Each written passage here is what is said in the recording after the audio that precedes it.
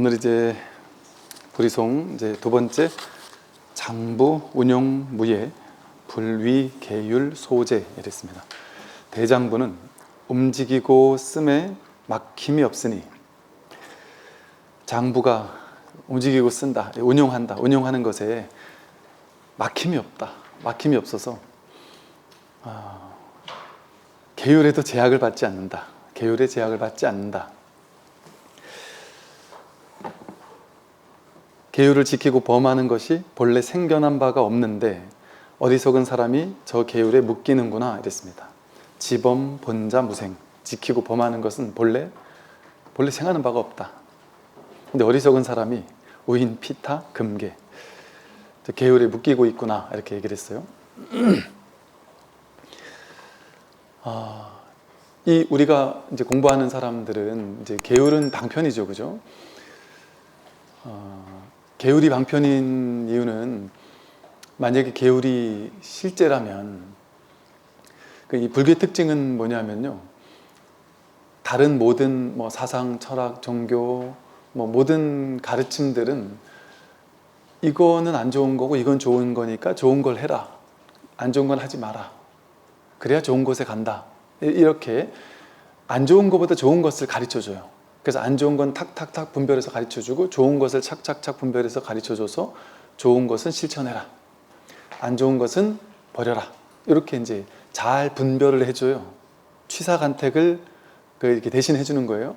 그러면 이제 우리는 그곳에서 사상이든 철학이든 종교든 그곳에서 이야기한 것처럼 그곳에서 시키는 건 잘하면 나는 이제 아주 말 잘 듣는 사람이 되는 것이고, 그곳에서 시키는 대로 잘 모범적으로 살아가는 사람이 되는 것인데, 거기서 하지 말라는 것을 하게 되면 난 이제 나쁜 사람으로 낙인이 찍히거나, 그곳에서 좀 미운 사람으로 미운 털이 박히거나, 내 스스로도 이제 찜찜하거나, 죽고 나서 지옥에 가거나, 이제 이런 두려움에 시달려야 된단 말이죠. 그래서 우리가 사상이니 철학이니 종교니 하는 것들이 전부 다 그렇잖아요. 어떤 게 좋은 일이고 어떤 게 나쁜 일인지를 알려주는 거예요, 우리에게. 그런데 그게 이제 분별의 구조에서의 일들이거든요. 그러니까 이 세상이라는 분별 속에서는 그렇게 어떤 단체를 만들려면, 무언가를 조직하려면 그렇게 우리 조직에서 내세우고 주장하는 바가 있어야 돼요. 그리고 이것이 내세우고 주장하는 바가 저쪽 다른 단체들보다 훨씬 월등하다, 우리가 훨씬 우수해, 그러니까 너희들은 저거 믿으면 안 되고 나를 믿어야 돼, 나를 따라야 돼, 내 가르침이 더 올바르잖아. 그래서 가장 올바른 것들 가운데 가장 올바른 것을 딱 주장하고 내세우고 교리화시키고 가르침으로 만들어서 사람들을 그 가르침으로 딱 묶어둘 수 있는 그런, 어디에도 논파되지 않는 어떤 그런 것이 있단 말이죠. 그런데 불교는 이러한 모든 가르침들, 이걸 이제 한마디로 세간법이라 그래. 세간의 일이라는 거예요. 분별해서 어느 게 더 좋은지를 분별해 주는 건 세간의 일이다, 분별의 일이다, 이거죠. 근데 이런 거에 비해서 불교는 출세간법이다 이럽니다. 무분별지다 이러거든요. 무분별, 분별하지 않는 지혜다. 이거를 딱 출세간이라고 한단 말이에요. 불교는 세간 중에 가장 뛰어나고 싶은 마음이 없어요. 세간이라는 꿈에서 깨고 싶은 거지. 우리는 이 꿈에서 깨는 거지. 여러분들은 절에 오는 이유가 이 세상에서 내가 진리야, 내가 가장 올바르다, 내가 가장 똑부러진 거야, 내가 제일 옳은 거야 라고 주장하는 무수히 많은 단체와 사람과 스승과 그런 것들을 찾아 나설 수 있을 거예요. 근데 한 곳에 가서 이것이 최고인 줄 알고 그곳에 딱 10년, 20년 공부를 했는데 나중에 보니까 이게 아닌 것 같기도 하고, 교주가 마음에 안 들기도 하고, 교리도 좀 허술한 것 같기도 하고, 그러면 이제 갈아탄단 말이에요. 다른 교리로, 다른 종교로, 다른 걸로 이렇게 이쪽 저쪽 갈아타기를 평생을 해야 된단 말이에요. 왜 그러냐면 옳고 그러면은요, 절대적으로 옳거나 이럴 수가 없어요. 상대적으로 옳고 그럴 수 있을 뿐이지, 분별의 세계에서는. 그러니까 이것이 옳다라고 주장하는 것은 언젠가는 논파되기 마련이고 언젠가는 우리가 그것에 실망하기 마련이에요. 분별법이기 때문에. 근데 이 마음공부라는 건, 이 불교라는 것은 그러한 분별 속에서 가장 훌륭한 분별을 딱 여러분에게 선물로 주는 그런 종교가 아니란 말이에요. 그런 가르침을 우리에게 딱 선물로 주어서 아, 오케이, 이것만 내가 지키면 되는구나. 그래서 이 불교에 딱 또아리를 틀고 앉아서 머물러서 난 여기서 시키는 것만 하면 돼. 그런 착한 순한 어린 양이 되기를 바라는 게 불교가 아니란 말이죠. 불교는 출세간이에요. 출세간. 세간을 훌 벗어나는 거예요. 그러한 모든 분별이 전부 다 분별이라는 사실을 가르쳐 주는 거예요. 스스로 깨닫게 해주는 거예요. 내가 이걸 선택하든 저걸 선택하든 그것은 분별의 구조의 속에서 하나를 선택하는 것뿐이구나. 즉 모양의 세계일 뿐이구나. 허상의 세계일 뿐이구나. 이 모양의 세계와 허상의 세계, 분별의 세계의 특징은요, 끝도 없이 답을 낼 수가 없어요. 가장 훌륭하다고 여기는 것을 내가 비로소 찾았다고 생각했는데 그게 여지없이 머지않아 논파가 돼버려요. 과학적인 어떤 특별한 지식을 발견했는데 머지않아 더 놀라운 과학적 지식이 이것을 뒤덮어버려요. 더 훌륭한 가르침들이 나타난단 말이죠. 옛날에 우리가 이것이 옳다라고 느꼈는데 그게 과학이 발전하고 하면서 깨뜨려지는 일들도 얼마나 많습니까? 또 그게 나는 A라고 생각했는데 이게 딱 깨뜨려지고 아, 이게 A가 아니었구나, B였구나 해서 B라는 사상을 또 다시 딱 쥐었는데 나중에 돌고 돌아 몇십 년 지나고 나니까 또다시 결국엔 A가 맞았네. 그럴 수도 있어요. 이렇게 이 세상, 이 세간법이라는 것은 뭐 하나 딱 부러지게 내가 이게 맞다, 이게 옳다 이렇게 얘기할 수 있는 게 없어요. 여러분 정치 보세요. 보수냐 진보냐에 따라서 어떤 특정한 견해를 가지고 이것이 옳다 아니면 저것이 옳다 너무나도 논리정연한 논리를 드러내요. 이게 맞는 이유를 드러내고 이게 맞는 것을 뒷받침해 줄 만한 교수들을 쫙 진열시켜서 그 논리적으로 딱 증거를 들이밀어요. 근데 반대편에는 그 논리가 없느냐? 똑같이 있다니까요. 뭐 예를 들어 뭐 세금을 많이 걷는 게 옳으냐 적게 걷는 게 옳으냐 이게 옳은 측면을 주장하는 교수들이 많고 또 이 반대가 옳다고 주장하는 교수들이 많을 수 있단 말이에요. 뭐 어떤 것을 투자를 해야 옳으냐 안 해야 옳으냐 우리나라가 이렇게 가야 옳으냐 저렇게 가야 옳으냐 뭐 온갖 것들에는 딱 정해진 답이 없습니다. 1번을 뽑을까 2번을 뽑을까라는 선거에서 정해진 답이 있을까요? 사람이 저마다 자신의 어떤 분별의 견해 속에서 최선을 다해서 그냥 선택할 뿐이에요. 어떤 것이 100% 정답이고 어떤 거는 그러니까 우리는 흑백 논리 딱 빠져서 예를 들어 내가 찍는 쪽은 완전 절대선이라서 그 사람이 뭔 짓을 해도 다 어떻게든 내가 절대선인 이유를 막 만들어내요. 자기 스스로. 내가 찍지 않은 편은 어떻게든 그것이 잘못됐다라는 것을 논리적 근거를 만들어서 자기가 싫어할 수도 있단 말이죠. 그게 영원하겠느냐. 그러니까 어떤 정치적인 선택 하나를 하는 것에도 무수히 많은 사람들의 무수히 많은 견해가 있을 수 있고 어느 시대는 이게 옳다가 어느 시대는 또 저게 틀렸다가 계속 바뀔 수도 있어요. 옳고 그름의 문제도 이게 옳은 것이냐 그른 것이냐 그것이 끊임없이 바뀔 수 있어요. 사과 맛을 어떠냐라고 이렇게 사람들한테 논문을 쓰라고 하면 사과 맛이 어떤지를 에 대한 논문이 얼마나 많이 나올 수가 있겠어요. 사과의 뭐 성분, 영양분이 어떠냐에 대한 논문 얼마나 막 수천 수백 페이지 된 논문을 세상에 있는 모든 사람들이 막 어마어마하게 도서관 하나만큼을 쓸 수도 있을 거예요. 어쩌면. 근데 그냥 사과를 내가 탁 맛보면 되는 것인데 이거를 이제 개념 속으로 들어가기 시작하면 사과를 이제 언어와 개념 속으로 이제 만들어내기 시작하면 거기 무슨 성분이 있느냐 가지고 또 얼마나 많은 논문이 들어갈 수 있을 것이고 즉 쉽게 말해서 너무나도 심플한 아무것도 아닌 이 하나의 일이 분별을 하기 시작하면 너무 복잡다단해지는 거예요. 그래서 이 세상이 답이 없는 거예요. 답이 안 나와요. 이 세상 모든 문제가 나름 답이 있을 것 같아서 답을 찾고자 하거든요. 사람들은.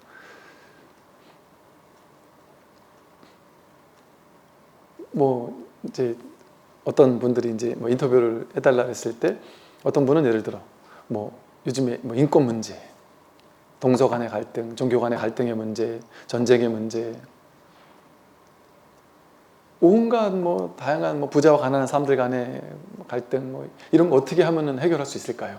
정치적인 문제 어떻게 하면 해결할 수 있을까요?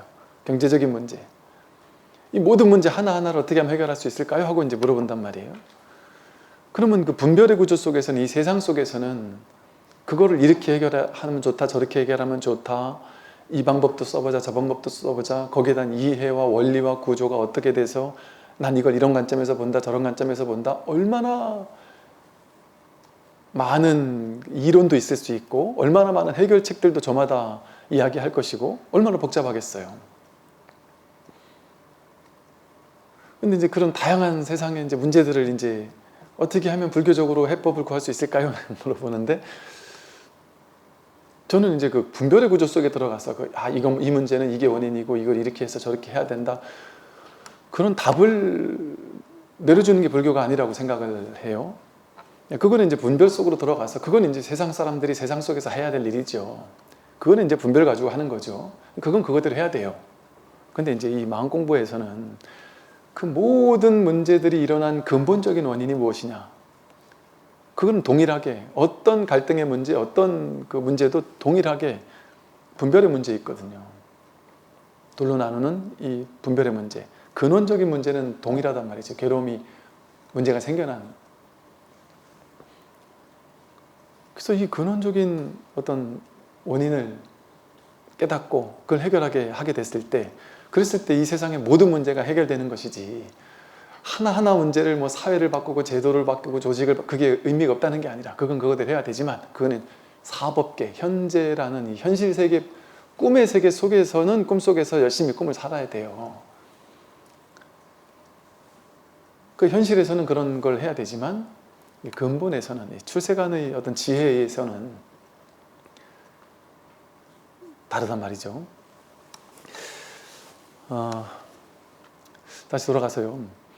불교는 그 모든 복잡다단한 세상의 많은 문제들에 대해서 불교적인 지혜를 구체적으로 이거다 저거다 이렇게 가지고 있지는 않습니다. 그 모든 것이 모양의 세계로 들어가면, 옳고 그름의 분별의 구조로 들어가면 너무나 복잡해가지고 삼천 대천 세계로 흩어져요. 막 8만 가지로 나뉘어요, 분별의 세계는. 아니, 이게 물맛이 좋으냐 안 좋으냐 가지고 얼마나 많은 사람이 얼마나 많은 논쟁을 벌일 수가 있겠어요. 그냥 목마를 때 마시면 되는데, 이걸 가지고 분별을 하기 시작한다면 얼마나 많이 우리가 분별할 수 있는 건덕지가 많겠어요. 그 속으로 들어가면 우린 늪에 빠지는 겁니다. 그 분별의 구조 속으로 들어가면, 모양의 세계, 그 모양의 세계의 구조 속으로 빠져들어가면 그냥 그 분별 속에서 허우적거리느라고 빠져나오지 못해요. 살아남지 못합니다, 분별의 세계 속에서. 그 둘로 나누는 모든 분별의 구조, 그거를 깨뜨려야지만 모든 것으로부터 자유로울 수 있어요.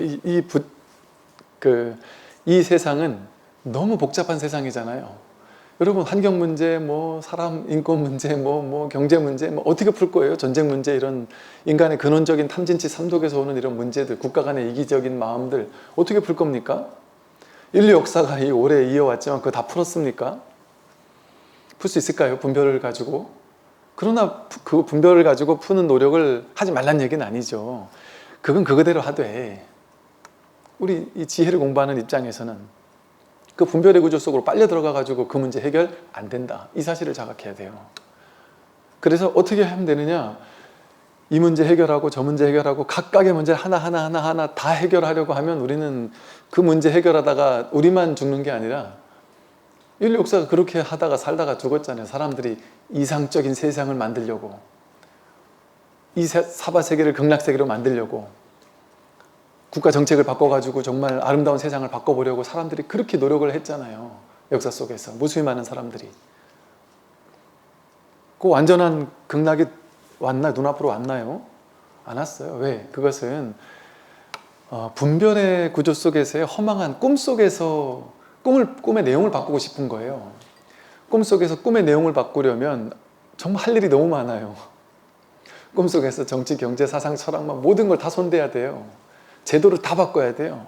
완벽한 경제 시스템을 만들어야 되고요. 완벽한 사상 이론이라고 해서 그게 현실과 또 맞아떨어지지 않아요.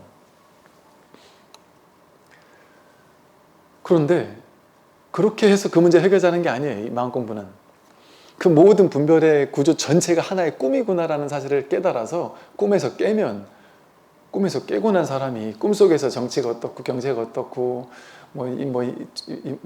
갈등의 문제, 온갖 문제들 하나하나 다 해결해야 되나요? 꿈에서 깨면 모든 문제가 다 해결된단 말이에요. 그래서 여러분 이 마음 공부가 진짜 놀라운 것이요. 세상으로 빠져들어가면 또 내 인생의 하나하나를 해결하려고 하면 우리 인생에 해결해야 될 일들이 얼마나 많습니까? 돈도 벌어야죠. 자식 키워야죠. 명예와 권력 해야죠. 남편과의 관계도 좋아야죠. 친척들 간의 관계도 좋아야죠. 윗집과의 관계도 좋아야죠. 그러면서도 그게 완전해질 수 있나요? 내가 이제 좀 자식도 다 키우고 좋은 대학 보내고 내가 할 만큼 다 해서 이제 좀 편안하다 싶으면 이제 나이가 들어서 건강의 문제, 몸이 자꾸 아파지죠. 돈도 자꾸 이제 없어지죠. 점점 죽음을 향해 가까이 가고 있죠. 내 인생의 문제 다 풀 수 있습니까? 해결할 수 있을까요? 해결 못해요. 결국에는 늙고 병들고 죽어요. 그럼 이 해결하려고 길을 쓰다가 나중에 기력이 빠져 해결 못하다가 죽어가는 거예요. 그럼 우리 살면서 있는 내 인생의 문제, 그 문제 하나하나 다 해결해야 되나요? 그 분별로 들어가가지고 그 하나하나를 다 해결해야 되는 게 아니고, 이 분별의 구조 전체가 어떻게 만들어졌는지에 대한 무분별지를 딱 깨닫게 되면 그 모든 문제가 이런 말 좀 저급하지만 한 방에 훅 해결된단 말이에요. 도노라 그래요. 도노. 요즘 사람들 한탕주의 한 번 그냥 로또 한 번 당첨돼가지고 로또 당첨된다고 해서 인생 한 방에 안 끝나요. 로또가 1조가 당첨된들 늙고 병들고 죽지 않습니까? 로또 당첨됐는데 그 돈 가지고 맛있는 거 비싼 거 잔뜩 사 먹다가 타나서 죽을 수도 있어요. 1조를 번들 내일 죽을 건데 어떡할 거예요? 1조가 아무 의미가 없다니까요. 그런데 제가 말하는 거는 그런 한탕주의가 아니라 진짜 모든 문제를 하나하나, 여러분들 보세요. 이 본문 열심히 듣다가 어느 날 많이 열심히 보이던 분이 한 6개월, 어떤 분들은 한 2년, 2, 3년, 제가 한 20년 마음 공부를 하다 보니까 어떤 분들은 한 2, 3년, 3, 4년만 안 보이다가 한 5년 있다가 또 보이기도 하고, 한 3년 있다 보이기도 하고, 한 6개월 안 보이다 보이기도 하고, 짧으면 한두 달 안 보이다 보이기도 하고 이러는 경우들이 있거든요. 이게 뭐냐? 마음 공부를 해야 되겠다고 다 공부하다가 현실의 문제 부딪히는 거예요. 그럼 그 문제부터 해결해야 되니까 거기 가서 한 3개월, 6개월, 1년, 2년, 3년 막 헤매다가 어느 정도 이제 안정이 되고 나면 이제 내가 다시 마음 공부해야지. 또 이제 마음 공부하다가 또 이제 자식 문제 있으면 또 몇 달 고생하다가 백일 기도도 하고 고생하다가 또 다시 이제 내 마음 정리했으니까 이제 공부해야지. 그러면서 이제 현실의 문제 있을 때마다 하나하나 그거 해결해야 된단 말이에요. 그것도 나쁘지 않은데 그건 현실에서는 해야 되는데, 이 마음 공부는 그 모든 복잡다단한 무수히 많은 그 문제들을 너무나도 심플하게, 정말 너무나도 심플한 문제더라고요. 정말 이럴 수가 있나 싶을 정도로 내가 그렇게 스트레스 받았던 이 인간 고의 문제가, 나는 이것도 해결해야 되고 저것도 해결해야 되고 저 문제도 해결해야 되고 온갖 할 일이 많은 줄 알았는데 그런 허다한 일들이 없더란 말이에요. 세상을 구제하기 위해서, 세상을 불국정토로 바꾸기 위해서 얼마나 해야 될 일이 많습니까? 우리가 그거 다 할 수 있을까요?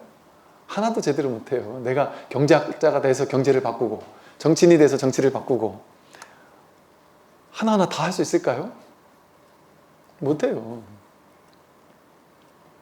그런데 너무나도 심플한 방법으로, 이게 심플하다는 표현이 왜 그러냐면 그런 허다한 게 없으니까, 전부 다 모양의 세계니까. 전부 다 모양이에요. 이거 하나를 논문을 쓰면 무수히 많이 나올 수 있다는 것처럼 전부 다 모양의 세계로 들어가면 그거 해결하기가 만만치가 않아요. 만만치 않은 게 아니라 불가능해요. 왜? 그건 허망한 생각이 만든 쓸데없는 허망 분별의 세계였으니까. 그런데 이 마음 공부를 통해서 그 모든 것이 전체가 전부 다 분별이었다라는 것을 탁 한번 문득 자각하는 것, 그것을 통해 문득 쉬게 된다 이런 표현 불교에서 하요. 문득 한번 쑥 내려간다 이런 표현을 써요. 모든 문제들이 이 세상에서 일어날 수 있는 모든 문제들이 문득 한번 쉬어진단 말이에요. 쑥 내려간단 말이에요. 통 밑이 쑥 빠진다 이런 표현을 쓰잖아요. 이만한 통에 물을 붓는데 바늘 하나 있으면 찔찔찔 내려갈 거 아니에요? 근데 밑에 통 밑이 그냥 쑥 빠져버리면 그 온갖 문제들 가득 부여잡고 있던 문제들이 쑥 내려가 버린단 말이에요. 없단 말이에요. 다 있는데 하나도 없단 말이죠. 현실의 모든 문제가 여전히 그대로 있을 거예요. 깨달아도. 그러나 없단 말이에요. 그래서 이 공부는요, 그렇게 무수히 많은 삶의 다양한 문제들을 하나하나 부딪혀서 해결하는 그걸 얘기를 하고 있는 게 아니에요. 그런 현실적인 지식 이런 것들은 가지고 있지도 않아요. 본질적인 지혜만 얘기를 한단 말이에요. 불교에서는 계속해서 어떤 질문이 들어와도 다 똑같은 얘기만 한단 말이에요. 딱 구조는 똑같으니까. 선악의 문제, 여러분 무엇이 선인지 무엇이 악인지 이거 규정할 수 있을까요? 인류 역사 속에 수없이 많은 종교인들이, 사상 철학자들이 이것은 선이고 저것은 악이야, 이건 절대 해야 되고 저건 절대 하면 안 돼, 무수히 많이 주장했고 그 주장을 믿고 따르는 사람들이 얼마나 많아요. 여러분 예를 들어 종교가요, 예를 들어 술 마시지 마라 이런 계율이 있는 종교가 있고, 혹은 같은 종교라도 술 마시지 마라라고 해석한 종교가 있고요, 또 다른 교파에서는 술에 과도하게 취하지 마라 이렇게 해석한 교파가 있을 수 있어요. 그러면 이쪽 교파의 성직자들은 마음껏 술 마셔요. 신도님들하고 마음껏 술 마셔요. 아무 문제 없어요. 이렇게 해석했으니까 우리가. 그런데 같은 경전을 이렇게 해석하면 술 마시면 안 되라고 해석한 교파에서는 똑같은 가르침을 공부하는데 여기선 절대 입에 대면 죄인이에요. 이 사람이, 이 성직자가 자기가 몰래 술을 한잔 했다, 몰래 혼자서 신도님들에게 말 안 하고 혼자 술을 한잔 마셨는데 속으로 얼마나 찜찜하겠어요. 죽고 나서 지옥 갈까 봐. 그분은 다 알 거 아니에요. 위대하신 그분은 다 알 거 아니에요. 딴 사람들은 몰래 숨어서 마셨지만 얼마나 두렵겠어요. 그러면 마시지 말라고 해석한 게 옳은가요? 마시라고 해석한 게 옳은가요? 이게 다 이런 차이 아닌가요? 일주일에 한 번은 반드시 종교 시설에 와야 된다. 초하루나 일요일 날이나 이런 때는 반드시 와야 된다. 안 오면 그건 죄다 라고 교리에서 주장을 딱 한 종교가 있어요. 그러면 그걸 믿는 사람들은 이제부터 일주일에 한 번씩 안 가면, 한 달에 한 번 안 가면 찜찜할 뿐만 아니라 죄의식을 느끼면서 나는 잘못한 사람이구나, 나는 심지어 사람에게만 잘못한 게 아니라 저 있는 그 가장 위대하신 그분께 나는 지금 큰 죄를 짓고 있구나, 이런 두려움에 빠져서 평생을 살아야 돼요.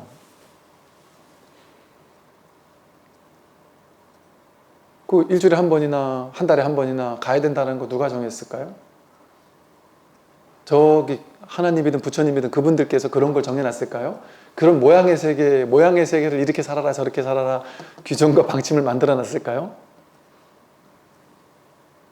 이게 사람이 한 거잖아요. 다 사람이 한 거예요. 거기 끌려가가지고 스트레스 받는 사람도 있지만 거기 끌려 들어가지 않아서 스트레스 안 받는 사람도 있잖아요. 현실에는. 그죠?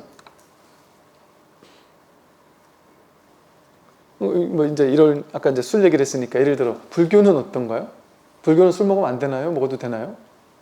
제가 이제 군에 있을 때 이제 장병들을 위한 5개에 대해서 이제 살생하지 마라, 도둑질하지 마라 이렇게 맨 마지막에 술 마시지 마라를 이제 뭐라고 써 있냐면요, 술에 취하지 마라 이렇게 써 있거든요.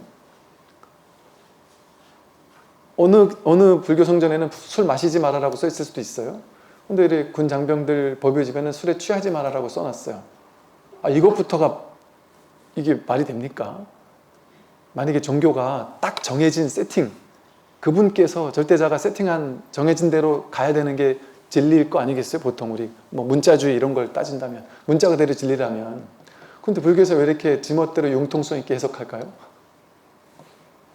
그 정해진 게 없어서 그래요. 불교에서는 계율을 지키라고 하지만 계율을 지키라고 얘기를 다 뻔하게 5개를 지키십시오 하고 하나하나 설명 다 해줘 놓고 마지막에 가서 이제부터 진짜 중요한 얘기 합니다. 잘 들으세요. 해놓고 지금까지 시큰 지키라 해놓고 지키라는 얘기는 방편이 있단 말이에요. 방편의 가르침이었단 말이에요. 그리고 이제부터 중요한 얘기 합니다 하고 진짜 얘기를 한단 말이에요. 무분별지에 대한 얘기. 지킬 줄도 알아야 되는데 지키기만 할 줄 아는 사람은 절름 마려 같다. 범할 줄도 알아야 된다. 계율을 잘 지키면서 계율에 이렇게 잠깐 의지할 때도 있어야 되지만 계율에서 자유로워질 수 있는 게 그게 진짜 가르침이다. 이 얘기를 한단 말이에요. 죄를 사참회라고 해서 현실에 하나하나를 참회하는 방법을 가르쳐줘 놓고 거짓말한 거 참회합니다. 살생한 거 참회합니다. 도둑질한 거 참회합니다. 시박참회 하나하나 하라고 기구시켜놓고 그 방법까지 살생중재 금일참회, 투도중재 금일참회 하면서 막 절도 하라고 시키고 온갖 참회 방법 다 얘기해 놓고 나서 또 가서 뭔 얘기를 해요.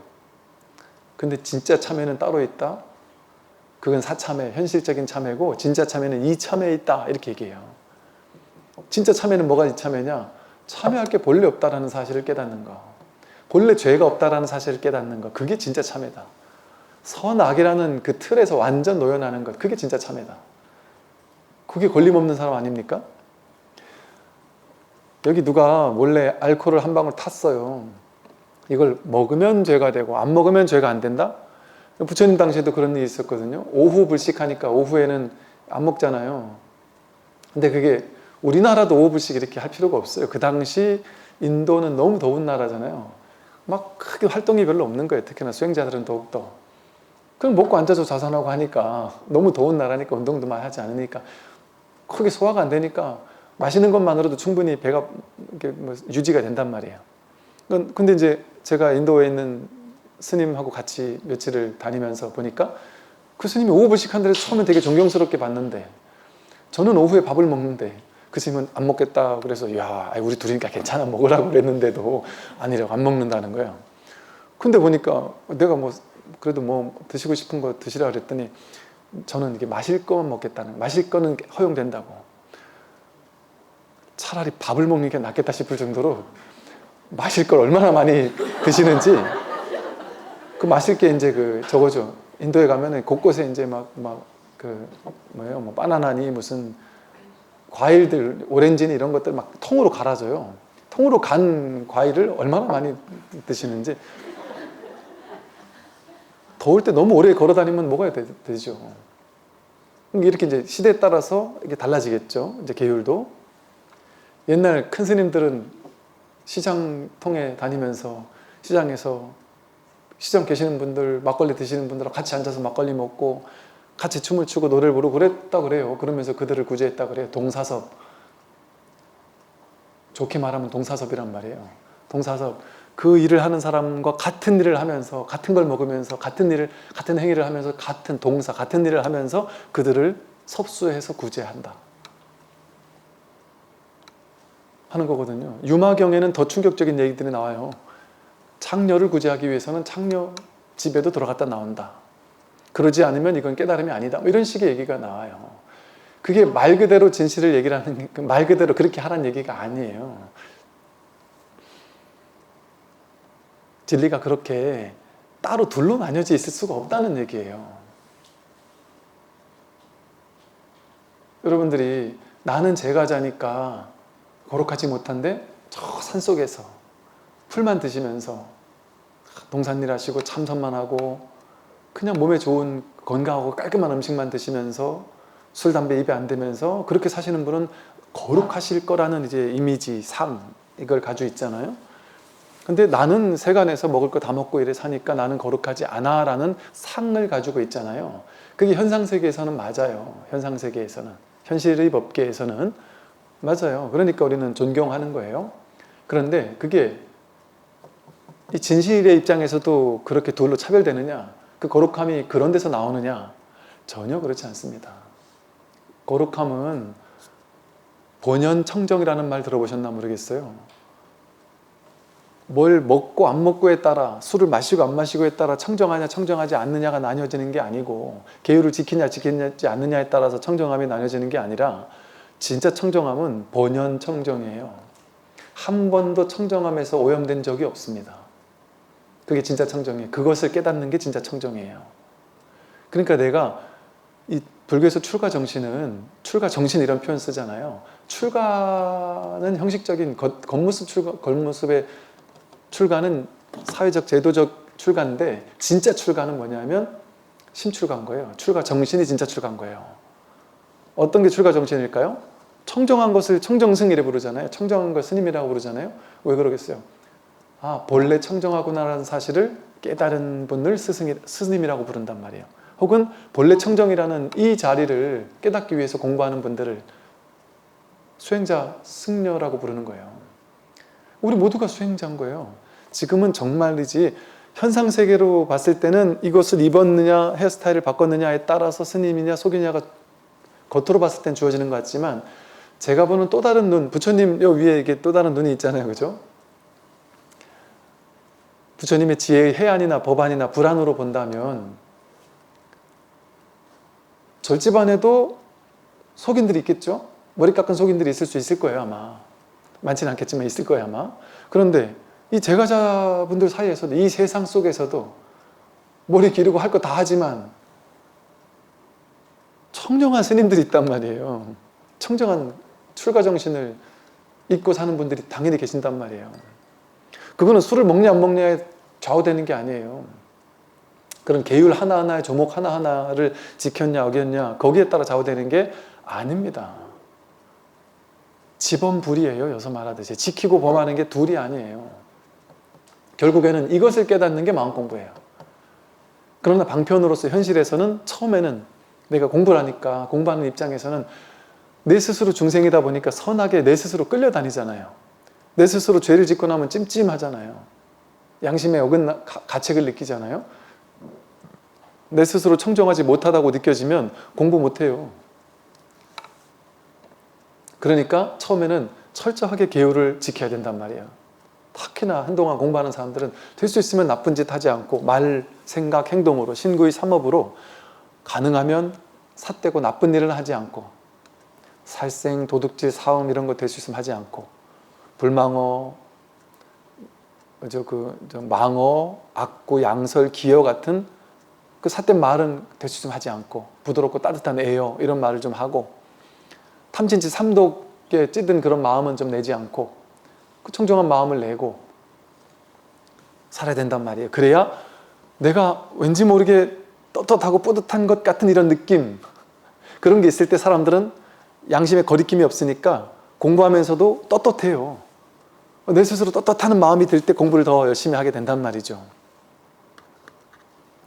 그래서 계율을 처음에는 좀 지키는 게 필요해요. 계율을 제가 무시하는 얘기를 하는 게 아니에요. 본질적으로는 계율에 우리가 종속되어서 계율의 노래처럼 계속 계율에 머물러서 있으려고 계율을 공부하는 게 아니란 얘기를 하는 거예요. 결국에는 계율에서부터도 자유롭지만 계율을 어기지 않아요. 막행막식하고 살지 않아요. 자유로우면서도 하되 하는 바가 없이 한단 말이죠. 그게 여기서 말하는 대장부는 움직이고 씀에, 뭘 몸으로 무엇을 하든 말로 무엇을 하든 생각으로 무엇을 하든 움직여 씀에 막힘이 없는 거예요. 걸림이 없는 거예요. 제약이 없는 거예요. 내가 선을 했다고 뿌듯해하거나 복을 지었다고 해서 내가 막 누가 좀 알아봐 줬으면 하고 그러지도 않고, 죄를 졌다고 해서 내가 막 찜찜해하거나 그러지도 않아요. 설사 살다 보면 죄를 지을 수 있단 말이에요. 지난번에 말한 것처럼 법문하려고 좋은 일 하려고 오다가 차 밑에 개미를 수십 마리 죽였다. 그럼 좋은 일 한 거예요? 나쁜 일 한 거예요? 물 마시다가도 수많은 생명을 죽일 수 있거든요. 우리는 끊임없이 죽이면서 끊임없이 살려요. 우리 삶 자체가.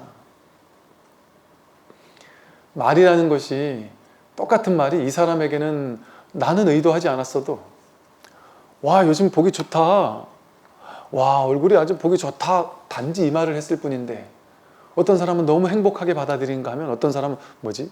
내 살쪘다는 얘기인가? 이렇게 받아들이는 사람이 있더라는 거죠. 생각과는 다르게. 그리고 뭔가 자신이 가지고 있는 어떤 트라우마라든지 자기가 특정 부분에 어떤 예민하게 반응하는 사람들이 있잖아요. 그게 그 사람이 어떤 부분, 어떤 특정 부분에 예민한 상처, 트라우마가 있는지 어떻게 알아요, 우리가?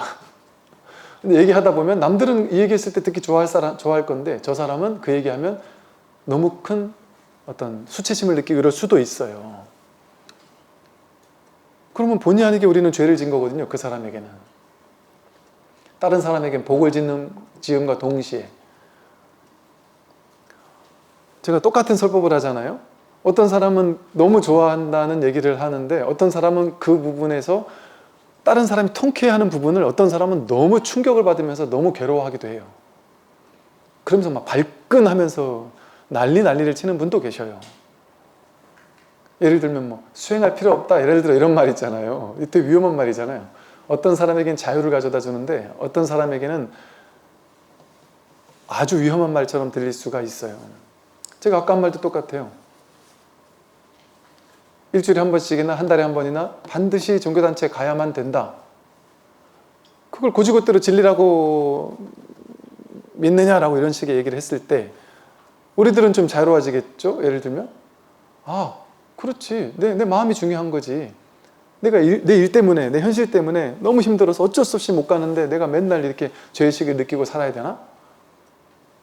자유롭게 당당하게 떳떳하게 안 가도 된단 말이에요. 내가 부처니까. 내가 있는 절에서는 불교에는 그런 얘기가 있잖아요. 이 몸, 이게 법당이라 그러잖아요. 이걸 불당이라 그러잖아요. 그러니까 이제 어떤 제자가 스승님 밑에 있다가 이 스승이 바른 깨달음이 없는 것 같아서 스승님 저 좀 만행 좀 떠났다 공부 좀 하고 오겠습니다. 그래서 휙 갔다가 한 1, 2년 있다가 돌아왔단 말이에요. 그래서 다시 그 스승을 모시고 사는데 스승 등 이렇게 때를 밀어주다가 이 제자가 스승한테 이 제자는 이미 갔다 깨닫고 온 거예요. 자기 스승을 깨우치게 해주고 싶은데 괜히 또 이렇게 너무 그렇게 하면 안 되니까 툭툭 한마디씩 던지는 거죠. 등을 이렇게 밀어들이다가 몸은 거룩한 장엄한 불당인데 이 안에 부처가 없구나. 이런단 말이에요. 제자가 스승한테 이놈이 미쳤나? 이게 눈동자 쳐다보니까 왜요? 제가 뭐라 그랬어요? 이러고 이제 슥 지나간단 말이죠. 근데 중간에 툭툭 한두 마디 던지는데 인마가 옛날랑 달라졌단 말이에요. 몸은 거룩한 불당인데 그 안에 부처가 없다. 이 몸을 불당이라고 표현했단 말이에요. 내가 있는 곳이 법당이에요. 자기가 부처예요. 자기가 부처. 근데 자기가 부처가 없을 수가 없어요. 부처가 없구나 했지만 사실은 부처가 없을 수가 없어요. 이 안경알이 부처면 우리는 안경알을 맨날 통과해가지고 세상을 보면서도 안경알은 관심 한 번도 없는 거예요. 안경알에 의지해서 세상을 보면서도 보이는 모양, 세상 모양 이것만 쫓아다니니까 항상 우리는 이 안경알을 거쳐서 세상을 봤잖아요. 항상 세상을 보는 그 자리에 부처가 있었단 말이죠. 진리가 있었단 말이죠. 근데 진실에 우리가 관심을 안 가졌던 것 뿐이에요.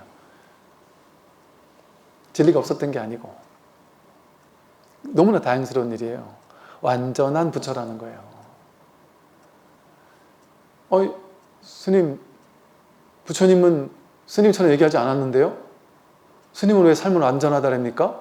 부처님은 그렇게 얘기 안 하셨어요. 부처님은 삶은 고라고 하셨어요. 삶은 고니까 그 고에서 벗어나기 위해서 열심히 갈고 닦아야 돼. 이게 진리 아닌가요? 스님 그 말은 틀린 거 아닌가요? 이렇게 얘기하는 사람이 있단 말이죠. 부처님은 삶은 고라고 하셨나요? 무상과 무아를 자각하지 못한 사람에게 무상하다라는 것을 깨닫지 못한 사람에게 삶은 일치계고예요.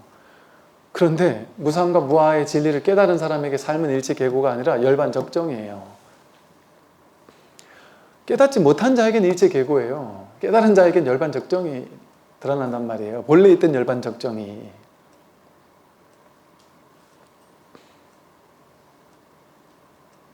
저는 제가 삶은 이대로 완전하다라고 할 때는 법의 자리에서 하는 얘기란 말이에요. 법의 자리 입장에서 하는 얘기란 말이에요. 중생의 어리석은 분별심의 입장에서 하는 얘기가 아니라 무분별지 입장에서 하는 소리란 말이에요. 그러니까 분별하는 입장에서 들으면 틀린 말 같이 느껴지죠. 이런 말에도 발끈하는 사람이 있다니까요. 삶은 이대로 완전하다고 말하는데 또 발끈해요. 아주 기분 나빠요.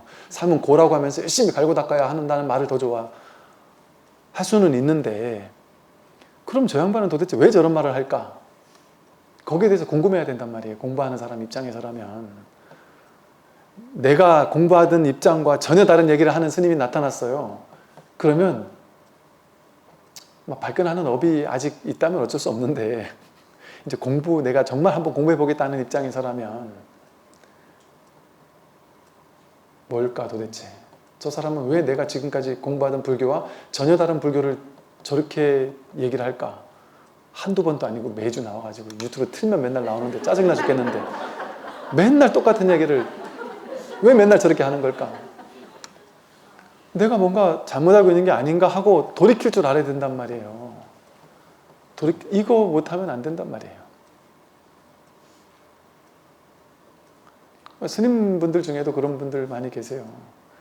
처음에는 저놈이 절에 지금 신자 떨어진 소리 자꾸 저렇게 하고 있네 싶어서 막 화가 나다가 저렇게 자꾸 얘기를 하니까 전혀 아닌데 왜 자꾸 저렇게 아닌 얘기를 자꾸 하지? 열심히 갈고 닦아야 되지. 저게 말이 되는 소리야. 이렇게 막 흥분해서 막 기분 나쁘고 화가 나다가 이상하게 자꾸 나도 모르게 욕하면서 듣다 보니까 뭐지? 내가 모르는 뭔가가 있나? 내가 지금까지 전혀 내 감 잡지 못하던 뭔가가 있는 건 아닐까라는 가능성을 나도 모르게 자꾸 그 마음이 이렇게 가더라는 거예요. 내가 모르는 얘기가 있을 때는 이렇게 마음을 좀 열 필요가 있어요. 그래야만 공부할 수 있어요. 그 공부하는 사람의 자세거든요. 마음을 열고 공부하는 것. 내가 아는 게 전부야 라고 해서 딱 굳어버리면, 거기 딱 사로잡혀 버리면 공부 못해요. 제가 공부를 본격적으로 하기 시작한 것은 저의 과거를 완전히 부정했을 때예요. 제가 지금까지 공부했던 것을 완전히 부정했을 때 비로소 가능했던 거예요. 내가 지금까지 공부한 거 딱 쥐고 있는 동안은 안 돼요. 모든 걸 다 몰록 내려놔야지만 공부를 할 수 있어요. 이게 용기예요. 이게 지혜고. 우리 가슴 한구석에서는 그렇게 하고 싶어 한단 말이에요. 머리는 지금 자꾸 아니야 해도 가슴의 어떤 부분에서는 자꾸 이게 뭘까 하고 궁금해 한단 말이에요. 그래서 딱 이 자리로 내가 이걸 한번 공부해 봐야 되겠다 하고 마음을 탁 돌이키는 그 회심의 순간이 있어요. 첫 번째 돌이킴의 순간이 있단 말이에요. 그럼 이제 이 흐름을 타기 시작한단 말이에요. 머릿속에 막 법문 들으면서 이건 맞고 저건 틀렸어 이렇게 듣다가 나중에는 이렇게 내가 공부할 수가 없겠구나 이렇게 해서는 일단 내가 사기당한다 생각하고 탁 내려놓고 그냥 한번 공부해보자. 물론 이럴 때까지는 뭐 믿음이 필요하겠죠. 그러니까 불법성 3보에 대한 믿음을 얘기를 하는 거예요, 불교에서. 이 믿음이 없으면, 공부에 대한 믿음이 없으면 이 공부 못하니까. 그래서 그래서 여러분 이 말 이해 가시죠? 그 불교는 되게 위험한 종교예요. 옛날부터 원래 그랬어요. 그래서 실제로요, 역사 속에 보면요, 불교에서 깨달았다 하는 사람 있잖아요. 어느 날 갑자기 제거된 일들도 야사에서는 종종 있었어요. 깨달았다 하는 사람은 위험하거든요. 위험한 얘기하거든요. 세상은 지금 같은 시대는 이제 깨어있는 시대니까 이런 얘기를 막 이런 데서 해도 괜찮은데 옛날 같은 시대에서는 위험하다고 봤어요. 왜? 세상은 정확히 선악을 딱 나눠놓고 이건 하지 말고 이건 해 이렇게 가르쳐 줘야 되거든요. 그 당시 세계는. 그런데 이 깨달은 사람은 선악 그런 게 본래 없어. 계율 지키고 범하는 게 둘이 아니야. 이런 위험한 얘기를 하면 왠지 이거 시대를 파탄하는 것 같고 막 국가를 뒤집으려는 사람 같고 사회 질서를 막 무너뜨리는 사람 같이 이렇게 느껴질 수도 있단 말이죠. 안 그렇겠습니까? 위험하잖아요. 그러니까 옛날부터 사자상승 얘기 들어보셨죠? 스승과 제자 간에 은밀하게 상승해 왔단 말이에요. 이 공부는 전등한다 그러잖아요. 전등. 법의 등불을 내가 제자에게만 호토로 전한다 이런 말을 써요.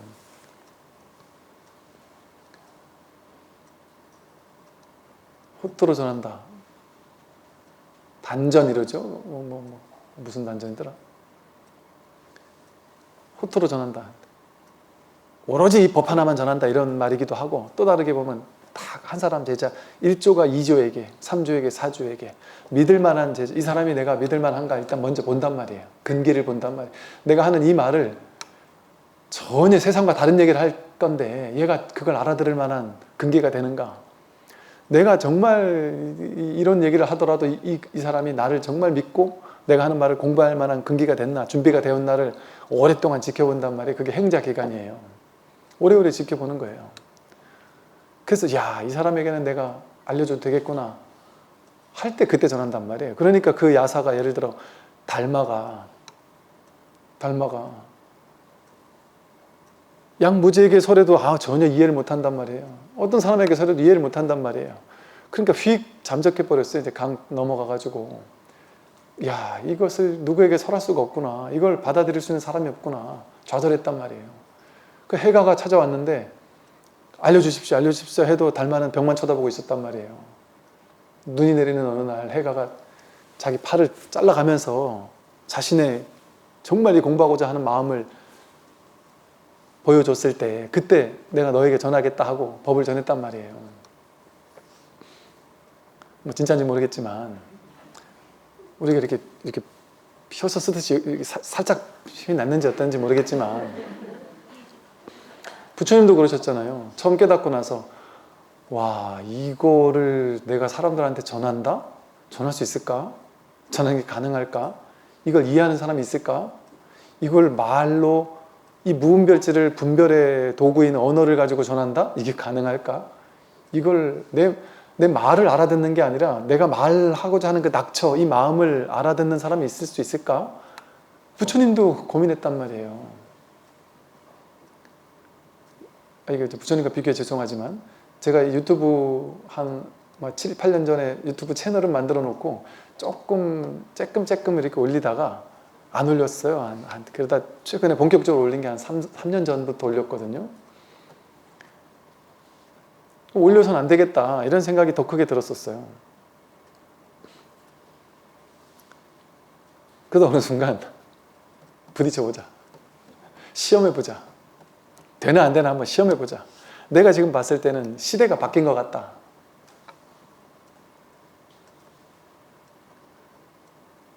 처음에는 좀 부딪힌 것도 많이 있었어요. 사실은 첫 한 1년차 때는 온갖 말들이 많았어요. 많이 들려오고 몸 조심해라 소리까지 들어가면서 너 진짜 용기 있다 소리까지 들어가면서 위태위태하다 소리 들어가면서 그게 불교계에서 용납이 될까 뭐 이런 소리 들어가면서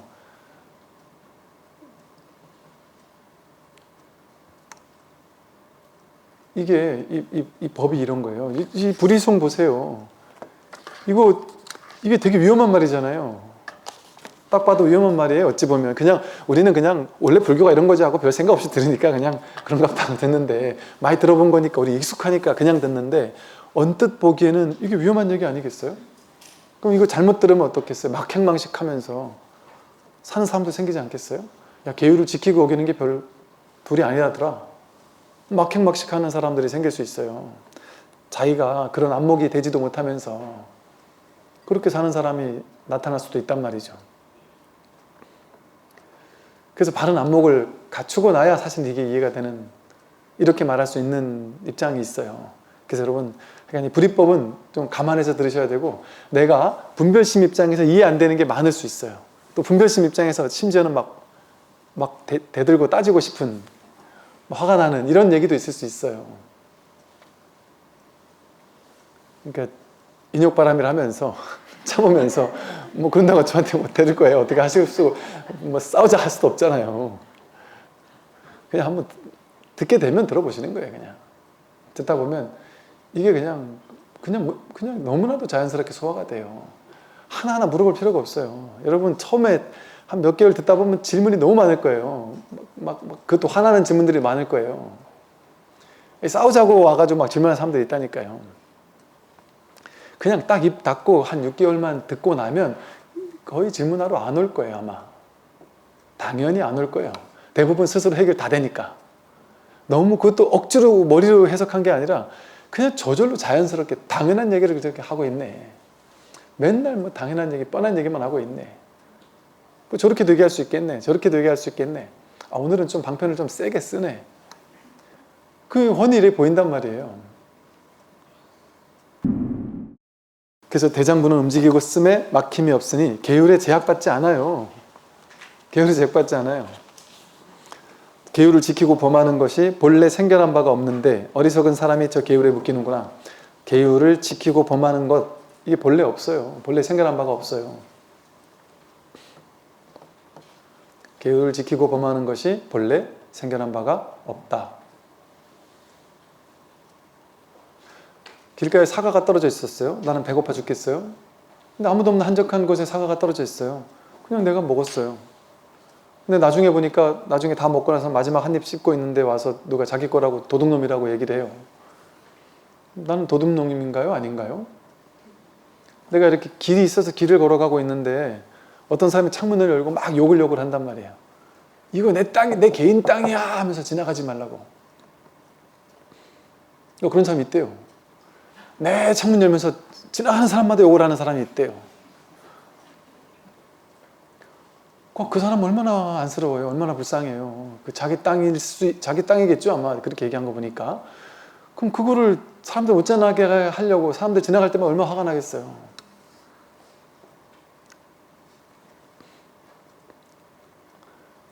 제가 어느 날 이제 세차를 하려고 뭐 이게 자기 혼자 하는 세차 있잖아요. 거기 가서 그냥 가끔 한 번씩은 이게 뭐죠 이렇게 비누칠 안 하고 이게 동전 세차기도 너무 엄청 비싸요. 굳이 이거 안 하고 한 번씩은 그냥 물로만 한 번 이렇게 하고 싶을 때가 있지 않나요? 제가 이상한가? 물로만 한 번 하고 이렇게 나갈라 그랬더니 막 그 번개같이 사장님이 달려오셔가지고 이렇게까지 내가 욕을 먹을 일인가 싶을 정도로 화를 버럭버럭 내면서 이러려면은 오지 말라면서 빨리 동전 넣으라고, 동전 넣고 비누칠 하라고 하면서 이거 비누칠 안 하면 절대 안 된다 하면서 이거 뭐지 싶으면서 그냥 내가 이렇게 화날 일을 했나 싶어서 비누칠해서 이렇게 씻었어요. 씻고 나서 나중에 물로 하면서 뭔가 좀 안 좋은 문 닦으려고 이렇게 좀 닦으니까 또 쫓아와가지고 막 화를 내면서 여기다 차를 대놓고 닦지 말라고. 이제 예를 들어 이제 그런 분들은 나중에 이게 뭐지 싶어가지고 이제 그 집을 검색해 봤더니 그 댓글이 엄청 많은 거예요. 그 집 절대 가지 마라 뭐 이런. 그럼 이제 그 사장님은 사람들이 거기서 뭐 닦을 때마다 물만 뿌릴 때마다 속으로 얼마나 화가 나서 뛰쳐나오는 거겠어요. 저 사람 너무 안타깝다. 너무 가슴이 아프다. 저 마음을 좀 없애주고 싶은데 없애줄 도리가 없잖아요. 제 얘기 좀 들어보세요 한다고 듣겠냔 말이에요. 그런데 50보 100보지 우리가 모두가 그 비슷한 측면들이 있어요. 자기 생각으로 딱 정해놓은 게 있거든요. 사람은 이러면 안 돼, 저래야 돼. 이 사람은 이러면 안 되고 저래야 돼 하는 그런 게 딱 정해놓은 게 있단 말이에요. 자식들은 나한테 이렇게 해야 되고 저렇게 하면 안 돼. 그래서 딱 정해놓은 게 있어서 그것만 그 어떤 버튼 같아요. 자신 화 버튼 같은 게 있어요. 사람에게는. 그래서 어떤 특정한 말 한마디만 잘못하면 바로 화가 나올 수도 있죠. 특정한 행동만 보면 막 화가 나올 수도 있거든요.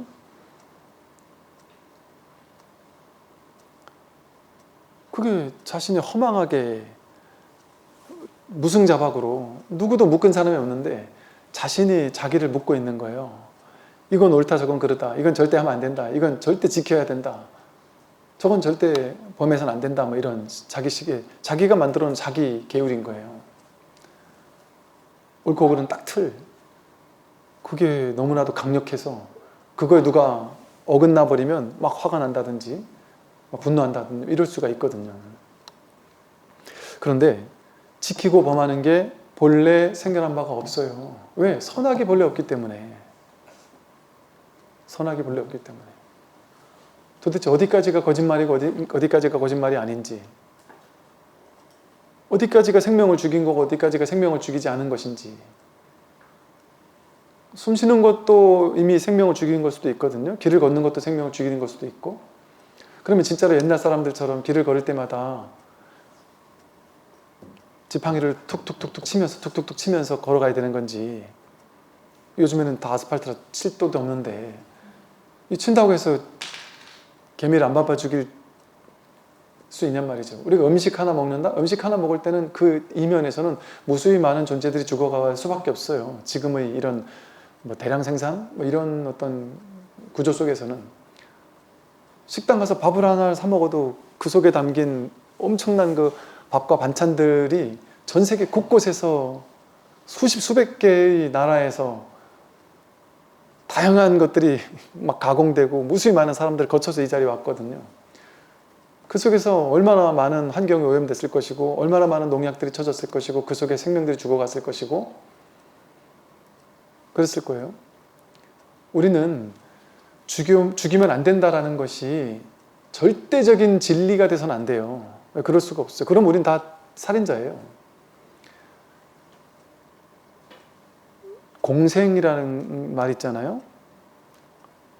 공생하면서 내가 저들을 살려주고 있고 저들이 나를 살려주고 있어야지만 우리가 존재할 수 있어요. 내 밥 한 끼 먹는 것도 수많은 존재들이 죽어가야만 내가 밥을 먹을 수 있거든요. 그러나 또 나 또한 죽고 나서 자연으로 되돌아가는 걸 통해서 나도 또 세상에 이걸 내주고 있단 말이에요. 또 내가 화장실 가고 대소변 보고 하는 걸 통해서 계속해서 이렇게 순환시켜주고 있단 말이에요. 나에게 들어온 것들을. 공기를 들이마시고 이산화탄소를 내뿜어주고 또 자연은 이산화탄소를 들이마시고 공기를 내뿜어주고 서로가 서로를 이렇게 살려주고 있단 말이에요. 지구별에 있는 무수히 많은 존재들이 자신의 삶을 바쳐서 인생을 바쳐서 생명을 바쳐서 우리 한 끼를 만들어주고 있듯이 우리도 또 언젠가는 내 존재를 바쳐서 그들을 살려줘야 될 때가 또 있을 것이고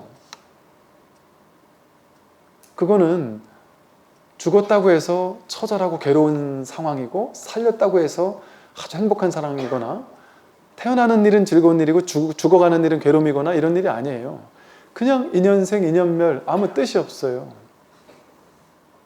그냥 연기의 법칙이에요. 연기법이에요. 그냥 인연 따라 생겨나고 인연 따라 사라지는 건 그냥 그러할 뿐이에요. 좋거나 나쁜 것이 아니에요. 그 속에서는 인연생 그게 태어남이에요. 인연멸 그게 죽음이에요. 끊임없이 인연생 인연멸로서 생멸이 반복되고 있어요. 매 순간. 죽이면 안 된다는 게 절대적인 진리라면 우린 다 절대적인 죄를 진 사람이에요. 다 지옥 가야 될 거예요. 얼마나 많은 분이 죽였겠어요. 우리 이 한 몸 살리려고 얼마나 많이 죽였겠어요. 살면서. 그냥 존재 자체가 다른 존재를 죽이는 걸 그 기반으로 우리가 살 수 있다니까요. 제가 부산에서 서울까지 오는 동안 무수히 많은 날벌레들이 차로 달려들어서 뛰어들어서 죽고 있어요.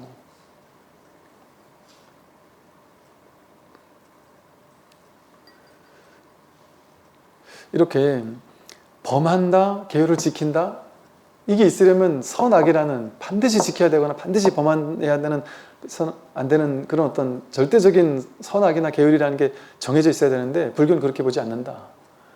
인연 따라 이곳에선 선인 것이 저쪽에선 악이 될 수도 있죠.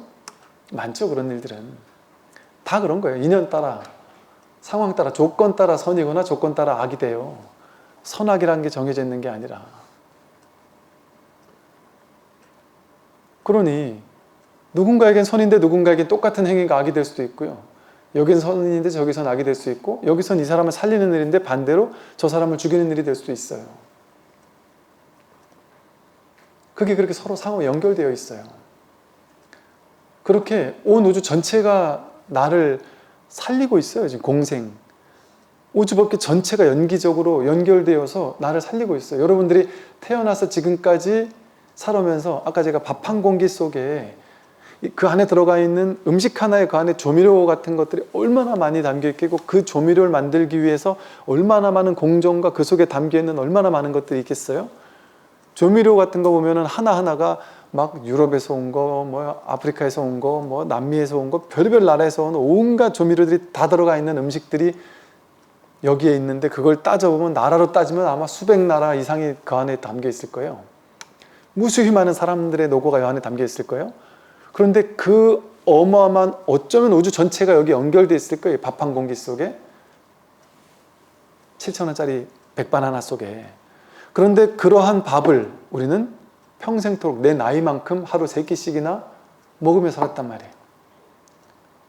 내가 기쁜 마음으로 즐거운 마음으로 사랑하는 자식과 오늘 치맥 한잔 할까 하고 맛있는 치킨과 맥주를 먹을 때 그 이면에서는 그 닭들이 10년씩 살 수 있는 닭들이, 7년, 8년 살 수 있는 닭들이 한 달밖에 못 된 기간 동안에 끊임없이 항생제, 호르몬제, 막 온갖 주사들을 맞아가면서 한 달 만에 종합병원이 된대요, 닭들이. 한 달 만에 종합병원이 돼서 이제 더 이상 살 수도 없는 몸이 돼서 비틀비틀 거리는데 몸은 뒤룩뒤룩 쪄 있어요. 왜? 잔뜩 찔 수밖에 없는 주사를 자꾸 맞춰놓으니까. 그래 맞춰놓으니까 이게 종합병원이니까 이걸 어쨌든 그래되게 하면 안 되니까 또 항생제를 맞춰요. 오염되지 말라고. 그런 거를 잡아다가 한 달 만에 잡아다가, 너무 비참한 얘기 죄송한데, 한 달 만에 잡아다가 그거를 또 맛있게 해야 된다고, 곳곳에 이게 맛있는 양념이 배야 된다고 뭐 주사를 가지고, 심지어 그런데 주사를 가지고 심지어는 어느 날 뭐 그게 진짜인지 모르겠어요. 어느 날 토마토, 작은 방울토마토를 누가 이렇게 하셨는데 이게 엄청 단 방울토마토래요.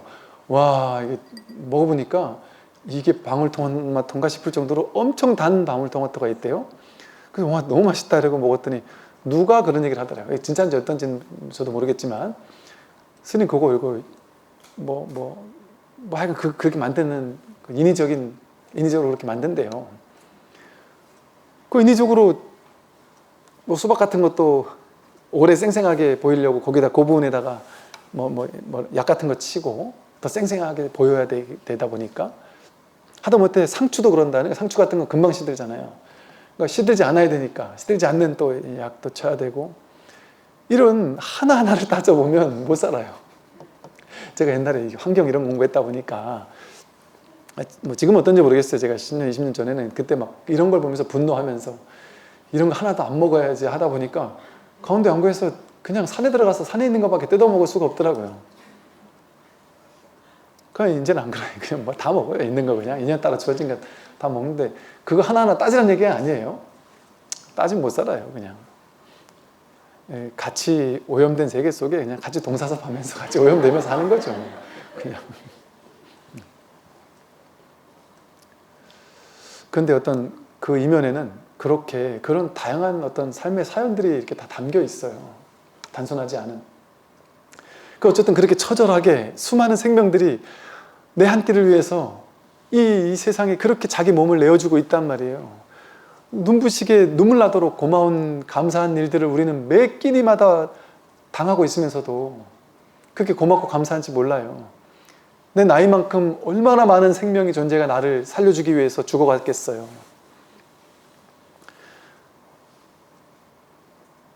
그러니 우리가 살면서 자꾸 자기만 나만 내 거, 내 돈, 내 지위, 내 권력, 내 거 이러고만 산다는 건 정말 할 짓이 아니지 않을까요? 우리가 정말 이 온 우주로부터 이렇게 많은 혜택을 매 순간 받고 살아온, 공기만 없어도 우린 바로 죽잖아요. 그 무수히 많은 이 온 우주법계에 무수히 많은 모든 것들의 도움, 크고 작은 모든 존재가 나 도왔다니까요. 그 놀라운 도움에 눈물 나도록 감사한 마음을 가지기는커녕, 스님 제가 능력이 있어서 내가 내 돈 벌어서 내가 산 건데요? 나 그 돈 벌려고 고생했는데요? 그게 자기가 능력이 있어서 그 돈 번 게 아니에요. 삼성그룹 회장이 자기가 능력이 있어서 갤럭시를 만드는 게 아니에요. 무수히 많은 그 사원들과 학생들이 졸업해가지고 취직한 그 공부했던 그 무수히 많은 사람들의 초중고등학교에 학원 다니면서 여러분들이 실어 나르면서 그 모든 것들이 그 속에 다 담겨 있단 말이에요. 그 사람들의 노력과 삶 전체가 녹아 있어야지만 그거 하나를 발견하는 게 가능하단 말이에요. 발명하는 게 가능하단 말이죠. 모든 것 하나하나가 전부 다 온 우주 전체에 놀라운 감동과 감사함이 다 깃들어 있어요. 그러니까 내가 설사 살다가 누가 한 사람을 도왔어요? 뿌듯할 일이 아닌 거예요. 너무 당연한 일인 거예요. 남들 힘든 사람을 돕고 복을 지었어요. 그럼 뭐 대단하게 자랑하고 싶은 일이 아닌 거죠. 당연히 해야 할 일들을 당연히 하고 사는 거예요. 그러니까 상을 낼 필요가 없는 거죠. 그렇게 공생하며 사는 거예요. 서로를 도우면서. 내가 도움 받았기 때문에 이렇게 살아있으니까. 한 끼를 먹는다라는 게 얼마나 엄청난 도움이겠어요. 그렇게 이 아름다운 뭐랄까 이 세상을 눈부시게 감사하고 감동적인 이 신비로운 세상을 이렇게 너무 심심하게 사는 게 아닌가 우리는. 그래서 이 세상의 어떤 본질을 본다면 나쁜 놈도 없고 좋은 놈도 없어요. 그건 자기 분별 속에 있지. 선도 없고 악도 없어요. 자기 분별 속에 있는 것이지.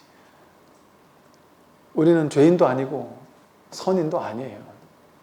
분별 속에선 물론 그게 있지만, 그리고 분별 속에선 그것이 분명하게 인과응보로 응징할 거예요. 여러분들이 나쁜 놈들이 여러분들을 괴롭혔으면 여러분들이 손에 피 안 묻혀도 인과응보가 현실의 법칙이, 이 현실 세계의 법칙이 인과응보의 법칙이거든요.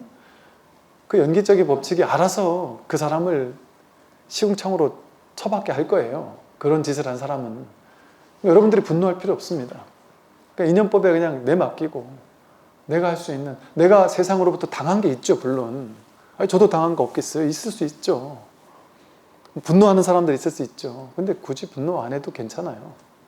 내가 받은 게 훨씬 많은 정도가 아니라 삶 자체가 끊임없이 이 어머니 돼지가 이 우주 전체가 나를 감싸나 포옹하고 있는 것 같단 말이에요. 심지어 남들이 나를 욕하는 그 순간에조차도 사실은 사람이 칭찬만 필요하지 않아요. 어머니 돼지가, 저 신께서, 진리가 우리를 살리는 방법은 칭찬만을 해가지고 오냐오냐만 해서 키우는 방법이 아니에요.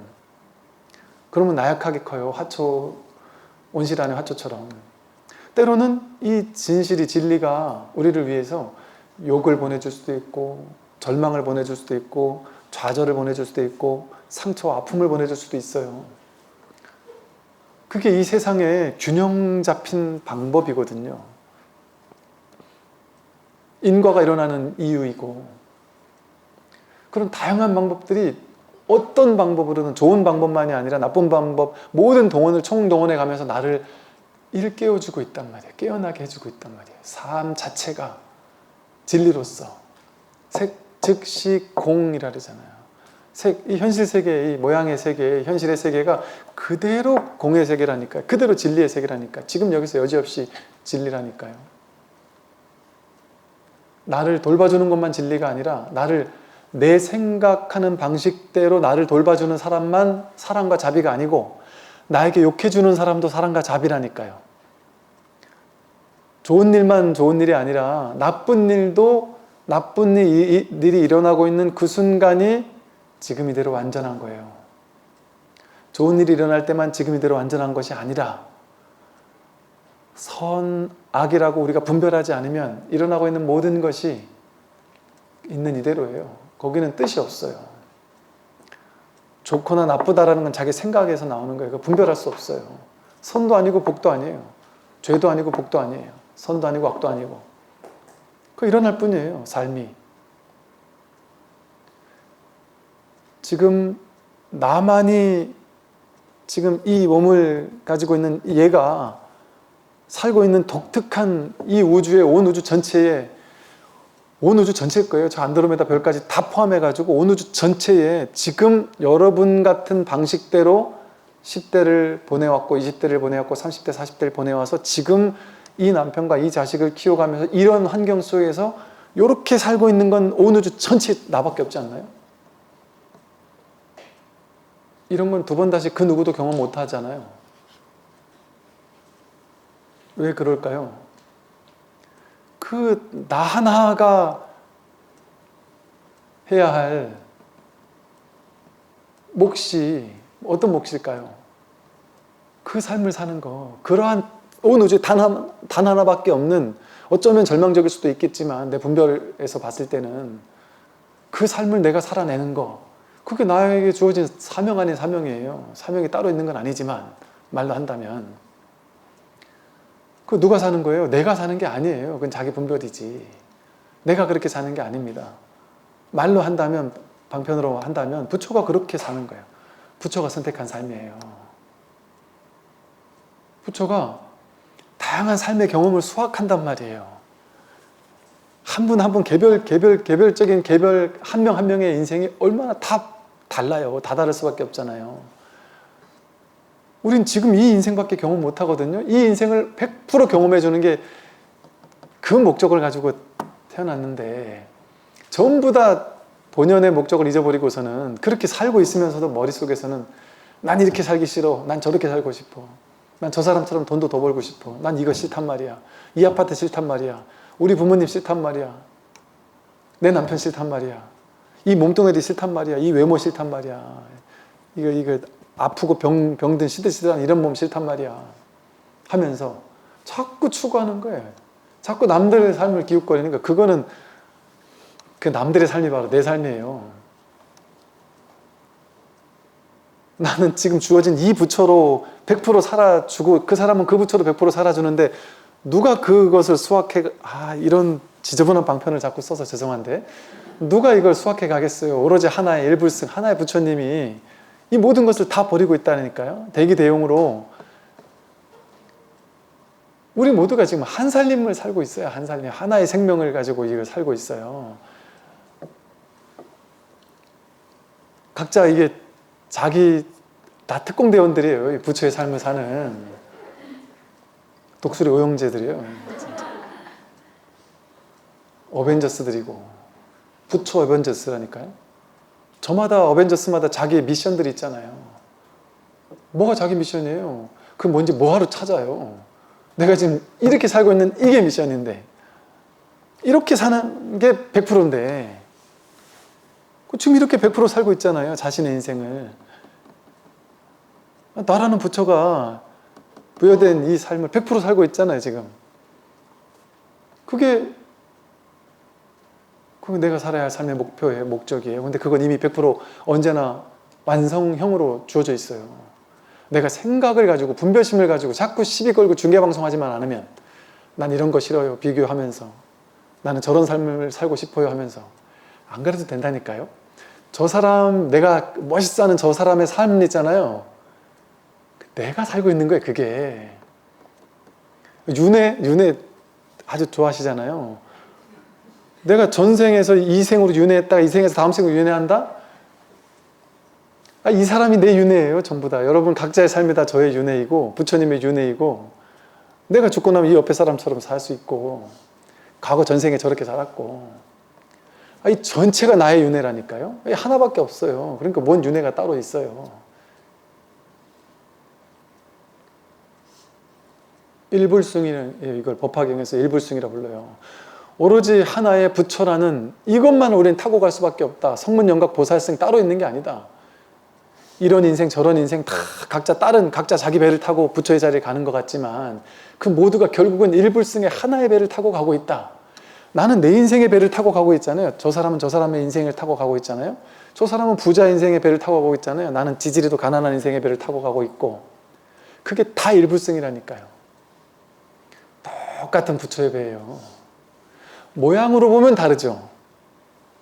근데 모양은 인연생 인연멸하는 인연 가합, 가짜로 합한 거라 진짜가 아니에요. 모양은 외모? 이건 병원 가서 뜯어 고치기만 해도 바뀌는 건데 이게 뭐가 진짜겠어요. 실제로 병원 가서 뜯어 고쳤는데 몰라보기에 이뻐지는 사람도 있잖아요. 그렇게도 하려면 할 수 있는데 그게 뭐 그렇게 대단하겠어요. 그런가 하면은 또 그게 100%가 아닌 게 나는 몰라보게 김태희 사진을 가져가서 바꿔주세요.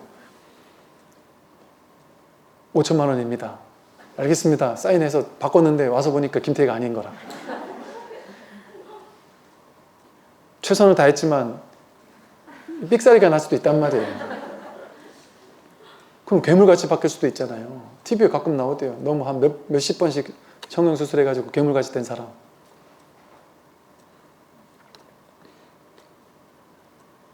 그렇게 왔다 갔다 바꿀 수 있는데 그게 어떻게 자기겠어요. 그리고 그게 성형수술 해가지고 인생이 확 바뀐 거 같잖아요. 사람들이 나를 뭐 좋게 보고 뭐 어쩌고 저쩌고 하면서 성형수술해서 그래 된 게 아니라 성형수술을 해도 자기 인연이 그렇게 바뀌지 않을 인연이면 그렇게 안 바뀌겠죠.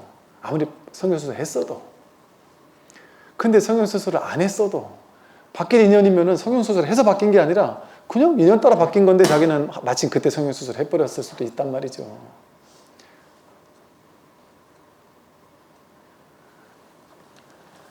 그래서 여러분, 계율을 지키고 범한다, 이게 본래 생각한 바가 없어요. 죄의식 사로잡혀 있을 필요 없습니다. 완전히 내려놔도 돼요.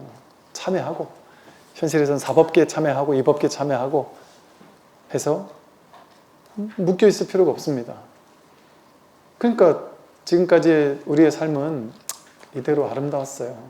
어릴 때 했던 그 엄청났던 실수들, 그 실수임에도 불구하고, 좌절임에도 불구하고, 괴로웠음에도 불구하고, 죽고 싶게 되돌리고 싶음에도 불구하고 그때는 그것으로서 완성되어 있어요. 그것을 통해서 내가 반성하고 깨달아서 내가 그것을 통해 한 단계 성장할 수 있으면 그것은 괴로웠던 과거가 아니라 그걸 통해 나는 깨닫고 배운 거기 때문에 나는 한 단계 나아진 거예요. 부처님은 그걸 바라는 거지 죄를 한 번도 짓지 않는 사람이 되는 걸 바라는 건 아닐 거예요, 아마. 죄를 지었더라도 그걸 통해 배우고 성장하고 참회해서 더 나아지는 것, 그거 하면 됐단 말이에요. 그것은 이미 종료됐단 말이에요. 졸업한단 말이에요. 인생이 가만히 보면 자기가 뭔가를 엄청 하고 싶을 때가 있잖아요. 뜬금없이. 그럼 그걸 해야 될 때인 거예요. 막 그 분야가 막 가슴이 뛰면. 근데 그거를 충분히 하고 나면 충분히 할 만큼 하고 나면 하기 싫어질 때가 있어요. 이제 더 이상 쳐다도 보기 싫어질 때가 있어요. 왜 그럴까요? 거기에서 충분히 그걸 받아들여서 했기 때문에 거기서 이제 졸업할 때가 된 거예요. 그 업장에서 이제 끝낼 때가 된 거예요. 그 삶에서 자꾸 졸업을 해야 돼요. 어디에서만 계속 매여 있지 말고. 그럼 졸업을 하고 나면 그 다음 학년 올라가야 되잖아요. 그리고 자꾸 그 다음 학년 안 올라가려는 사람도 많단 말이에요.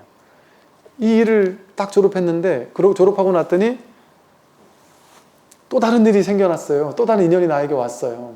그러면 내가 옛날에 익숙하지 않던 일이라고 해서 자꾸 거부하고 싫어하고 안 하려고 도망치려고 하고, 뭐 도망칠만 하면 도망쳐도 괜찮은데 이게 자기 인연이 오게 되면 한 번, 두 번, 세 번 도망쳐도 계속 해야 될 때가 생길 수 있어요.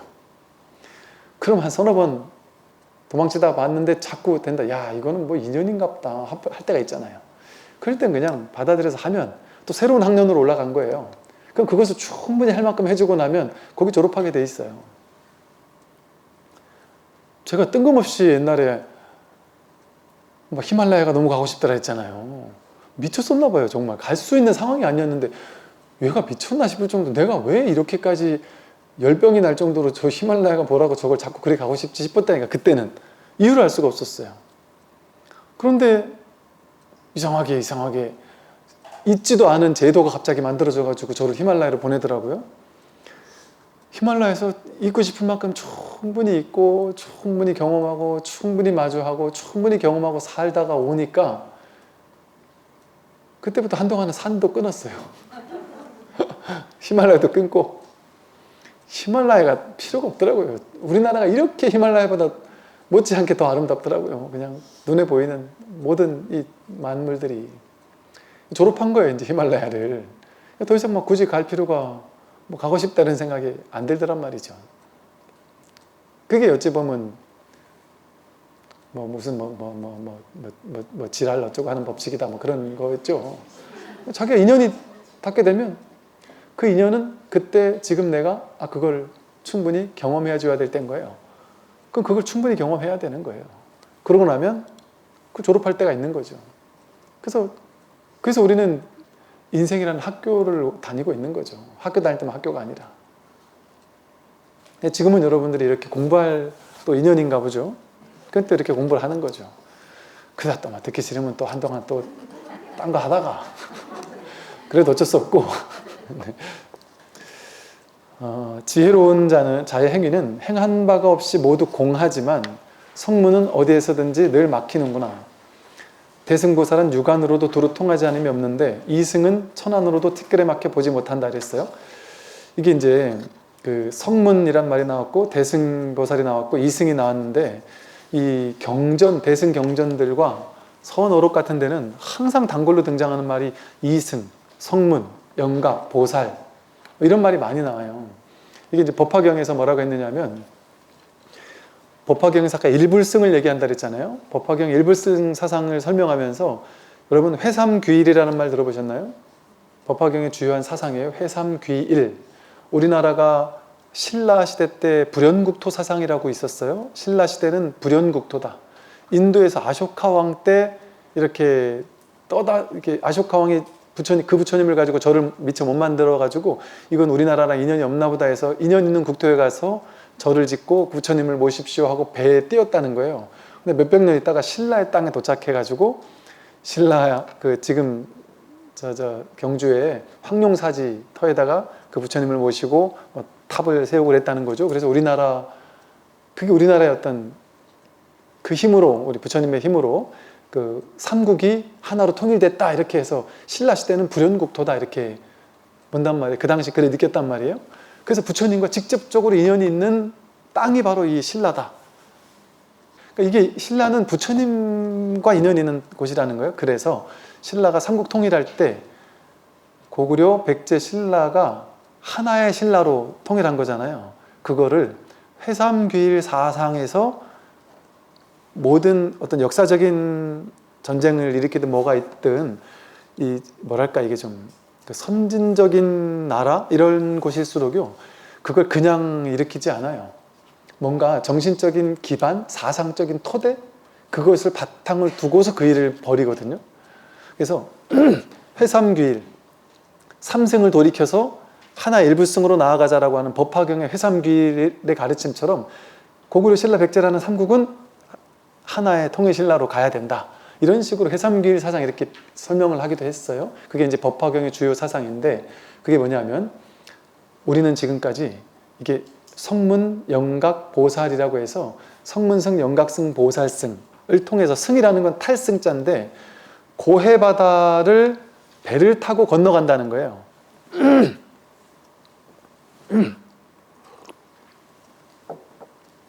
불교의 방편에서는 이 차 안에서 중생의 차 안에서 저 피안으로 배를 타고 건너가는데 어떤 배를 타느냐? 다양한 배를 타고 갈 수 있다. 성문승, 연각승, 보살승 어떤 배를 타고 가도 된다. 그런데 이거 성문승이라고 이름 부른 이유는 성문승과 연각승은 뭐냐면요. 보살승이라고 하는 대승불교가 만들어질 때 대승불교는 보살승이에요. 이 보살승인 대승불교가 즉 대승 큰 탈 것이란 소리잖아요. 보살은 혼자 저 언덕에 혼자 가지 않겠다는 거예요. 큰 배에다가 대승 많은 사람들을 태워서 같이 데리고 가겠다는 거거든요. 이 보살승이 최고 아니냐 이게 대승이다 이렇게 얘기를 했단 말이죠. 부처님이 사실은 이렇게 한 거 아니냐. 부처님은 평생 공부해서 중생들을 가르쳐서 깨닫게 해주지 않았느냐. 그런데 지금 부파불교에 있는 소승불교 하는 사람들 부파불교에 있는 그 당시 부파불교의 특징이 중생구제에는 관심 없었어요. 나라에서 부파에다가 다 돈도 대주고 다 대줬단 말이에요. 그러니까 스님들이 뭐 탁발할 필요도 없었어요. 국가에서 다 후원해 주니까. 그러니까 중생구제는 관심 없는 거예요. 부처님 열반 이후에 200년 넘게 부파불교의 시대가 있는데 그동안은 부파가 한 20개 가까이 나뉘다 보니까 누가 더 정통성이냐 가지고 싸우는 거예요. 누가 더 정통성 있는 석가모니 부처님의 제자들이고 진짜 교단이냐. 종파가 서로 자기네들끼리 싸울라니까 정통성을 주장하려고 하니까 부처님의 가르침을 우리가 더 많이 연구해서 더 많이 알았다. 이게 중요한 게 된 거예요. 그러니까 이거 아비달마 불교라 해서 부처님 가르침에 대한 주석을 붙이는 불교예요. 그러니까 스님들이 중생구제는 관심 없고 괴로움을 소멸하는 데는 관심 없고 혼자 자기네들끼리 모여 앉아가지고 그냥 교학을 연구한 거예요. 그래가지고 뭐 청정도론이니 구사론이니 이런 책들이 지금도 있는데 읽어봐도 뭔 소린지 알아들을 수가 없어요. 왜? 머리를 써가지고 부처님 가르침을 그냥 계속 연구만 한 불교다 보니까. 그래서 대승불교가 출현할 때 불교 분위기가 그랬단 말이죠. 근데 이 사람들의 특징이 부처님의 법문이나 부처님 법문의 말씀을 그냥 전해 들었잖아요. 부처님 당시에 그 당시에 들은 사람은 직접 들었지만 그래도 이 말이라는 걸 통해서 그때 경전이 그때 본격적으로 되지 않고 부파불교 처음에는 스승이 제자에게 부처님 말이야 이러고 전해주고 이렇게 말로만 전해 들은 거잖아요. 그러니까 전해 들은 말을 전해 들었을 뿐이라는 거예요. 이게 성문, 법문을 통해 소리를 통해서 들었을 뿐이다.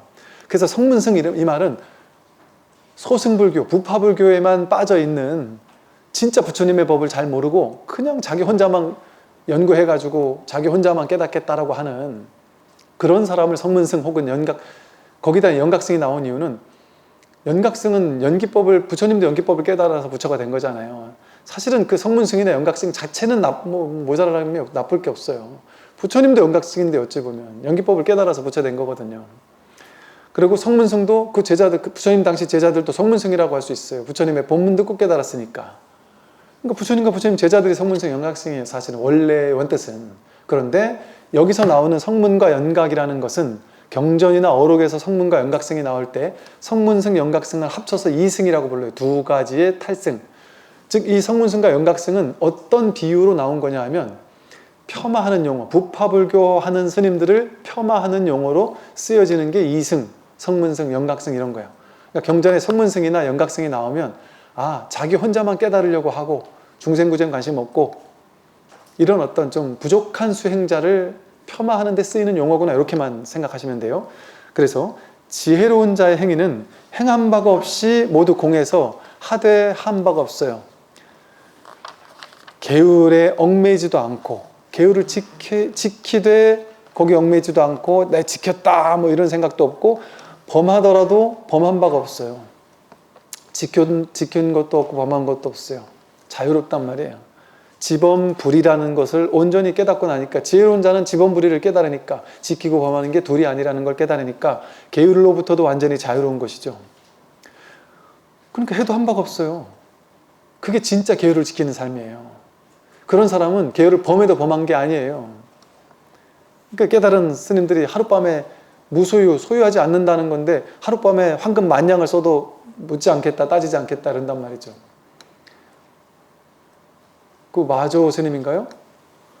고양이를 한 마리 딱 들어보이고서는 동당서당에 있는 스님들한테 이 무슨 뜻이냐 하고 한 마디 일러봐라. 너희들이 깨달은 게 있으면 얘는 죽지 않을 것이고 너희들이 깨달아 한마디 할 수 없으면 얘는 지금 죽을 것이다. 그랬단 말이에요. 한마디 못해서 이 자리에 얘를 고양이를 바로 쳤다는 얘기가 있어요.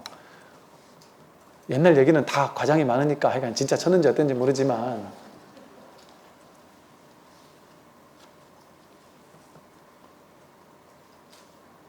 그게 뭐랄까 이게 진짜 죽이는 거냔 말이에요. 실제 쳤다 할지라도 이게 좀 위험한 얘기인데 실제 쳤다 할지라도 바른 깨달음의 안목을 갖춘 사람에게는 계율을 범해도 범한 게 아니란 말이에요. 지켜도 지킨 바가 없고 하되 함이 없이 하기 때문에 그렇다고 깨달은 사람이 그런 짓을 하느냐? 그렇지 않아요. 강렬하게 어떤 인상을 풍겨주기 위한 사람들을 강렬하게 각성시키기 위한 하나의 방편들로 쓰여 있는 거예요. 그럼 뭐 옛날에 구지화상은 제자들이 올 때마다 선화를 딱 들어보였단 말이에요. 법을 딱 들어보였단 말이에요. 그러니까 그 구지화상 밑에서 맨날 쳐다보던 동자가 구지화상이 없는데 어떤 스님이 와서 스승님 안 계시냐니까 어디 가셨는데요? 이러니까 탕이네 하고 다시 돌아가려고 하면서 귀가 푹 죽어 있으니까 동자가 저한테 물어보세요. 제가 스승님 얘기한 거 다 알려드릴게요. 그럼 도가 뭐냐? 물어봤더니 동자가 이랬단 말이에요. 그래서 그 제자가 깨달아 갔다 이런 얘기도 있어요. 동자 같은 소원을 보고 깨달았을 수도 있어요. 꼭 그럴 수 있어요. 왜? 이거는 직진심에서 보여주는 사람에게 달린 문제가 아니라 간절하나 간절하지 않느냐의 그 제자의 마음 상태에 따라 달린 거기 때문에 그래요. 물론 줄탁동시로 스승이 딱 바르게 알려주면 더 빠를 수 있겠지만 그 나중에 이제 스승이 와서 막 어깨에 힘이 들어가지고 스승님 제가 한 명 깨달아 보냈습니다. 어떻게 했냐 설명을 이렇게 했습니다 했더니 그 칼로 확 잘랐다잖아요 손가락을. 실제 잘랐겠냔 말이에요 그걸. 스승은 그런 거 자르는 사람이냔 말이에요. 그러면 깨달은 사람도 얼마나 위험한 사람이에요. 막 고양이 목치고 동자 자기 제자 손가락 자르고 깨달은 도인들 그런 사람입니까? 아니라니까요. 이게 충격요법이라니까요. 충격요법. 그런데 성문은, 이게 어리석은 수행자 이 소리예요. 성문이라는 말은 어리석은 수행자는 어디에서는 늘 막혀요. 그러니까 처음 공부하는 스님들은, 저도 어릴 때 뭐 그랬지만 공부하는 스님들은 내 막혀요. 내가 오늘 마음이 찜찜해요. 뭐 맨날 찜찜해요. 죄의식에 사로잡혀요. 항상 내가 계율을 잘 지켰나 안 지켰나 막 맞춰보고, 이게 맞은 걸까 틀린 걸까, 계율에 어긋난 걸까 어긋나지 않은 걸까, 부처님이 이걸 몰래 봤을까 안 봤을까, 나만 알고 있을까, 내 속마음도 부처님이 읽고 계실까, 염라대왕 앞에 가면 이거 내 들킬까 안 들킬까, 그런 거에 대한 죄의식에 늘 맞춰보면서 죄의식에 시달리면서 산단 말이에요. 그러니까 불안해요. 우리는 뭐 하나 자기 마음대로 못해요. 자기 마음대로 당당한 자기 부처가 내가 절에 가기 싫을 때, 교회 가기 싫을 때 마음대로 못 가요. 벌 받을 것 같아서. 그러고 살잖아요, 사람들이. 그 죄야 하면 죄인 줄 알고. 그 얼마나 많은 거대한 이런 그 관념들이, 옳다 그르다라고 하는 관념들이 우리를 묶고 있습니까? 그런데 불교에서 뭔 말을 하는 거예요? 여기서 이게 진리야, 저기서 진리야 하는 모든 것들이 싸그리 쓸어버리는 거예요. 전부 다 관념일 뿐이다. 그 모든 것으로부터 자유란 말이에요. 그래 놓고 이것만 진짜야 하고 다른 거에 묶이도록 주는 게 아무것도 없단 말이에요. 벗어남만 있을 뿐이지. 우리는 그래도 되는 존재라니까요. 부처기 때문에. 그럴 수 있는 존재예요. 그렇게 거룩해 보이는 사람의 말에 끌려다니면서, 여러분 누가 털 달리고 막 대단해 보이는 사람이 여러분 집에 갑자기 띵동하고 나타나가지고 이 집안에 우환이 있습니다 하든지, 아이고 큰일 났다 하면서 당신 머지않아 죽겠다 하든지, 집안에 있는 사람 누구 한 명 크게 다쳐 죽겠다 하든지, 그리고 휙 돌아서면 잡을 거예요 안 잡을 거예요? 잡는다니까요. 제일 쉽다니까요. 여러분 이거 여러분만 잡는 게 아니고 우리만 잡는 게 아니라 유명한 대학교 교수면 안 잡을까요? 대단한 회장님이면 안 잡을까요? 높으신 분들이면 안 잡을까요? 더 잘 빠져요. 제가 오랫동안 다양한 전해 들은 얘기들이 많아서 말 잘 알아요. 이걸 중생이라고 하는 거예요. 중생들은 말에 끌려다니기 때문에 그거 조심하라는 거예요, 여러분. 그거를 뻔히 알고서 그걸 저장해서 써먹는 외도들이, 사이비 이단들이 있단 말이에요. 그게 중생들의 약점인 줄 아는 거예요. 그걸 파고들어가지고 돈 뜯겨먹는 사람들이 많다니까요. 저한테 상담하는 분들, 그런 분들 많아요. 할머니들이 자기는 전 재산을 갖다 바치고 나서야 그게 사이비 외도인 줄 뒤늦게 깨달았다. 교묘하게 돈을 뜯어간다는 거예요. 그때는 진짜인 것 같다는 거예요. 수백, 수천, 수억을 뜯어간단 말이죠. 끝끝내 거지가 될 때까지 다 뜯어가더라는 거죠. 근데 그거를 도망칠 수가 없어요. 조금 이상하다라고 느껴도 도망칠 수 없게 만들어버려요. 그게 말의 권위예요. 근데 그 전부, 그럼 스님, 어떤 단체에서 그러면 그거는 상이고 어떤 단체에서 그러면 상이 아닌 거죠? 전부 다라니까요. 불교조차 전부 다라니까요. 그 모든 것으로부터 자유로워도 된다니까요. 그게 부처라니까요. 그게 금강경에서 말하는 범소유상 계시 허망이라는 거예요. 무릇 상이 있는 바 모든 것은 허망하단 말이에요. 이쪽 단체 건 옳고 저쪽 단체 건 틀리고, 불교는 옳고 불교 아닌 건 틀리고, 이 말을 하는 게 아니에요. 불교도 거기에 묶여있으면 다 틀린 거라니까요. 불교에서도 그러는 분들이 있을 수 있어요. 묶어두고서 너 천도제 안 하면은, 이거 뭐 몇천만 원짜리 천도제 안 하면 너 큰일 난다, 부모님 큰일 난다, 그럼 후손까지 영향 미친다, 안 할 거예요. 두려워서 한다니까요. 아무리 똑똑한 사람도 두려워서 한다니까요.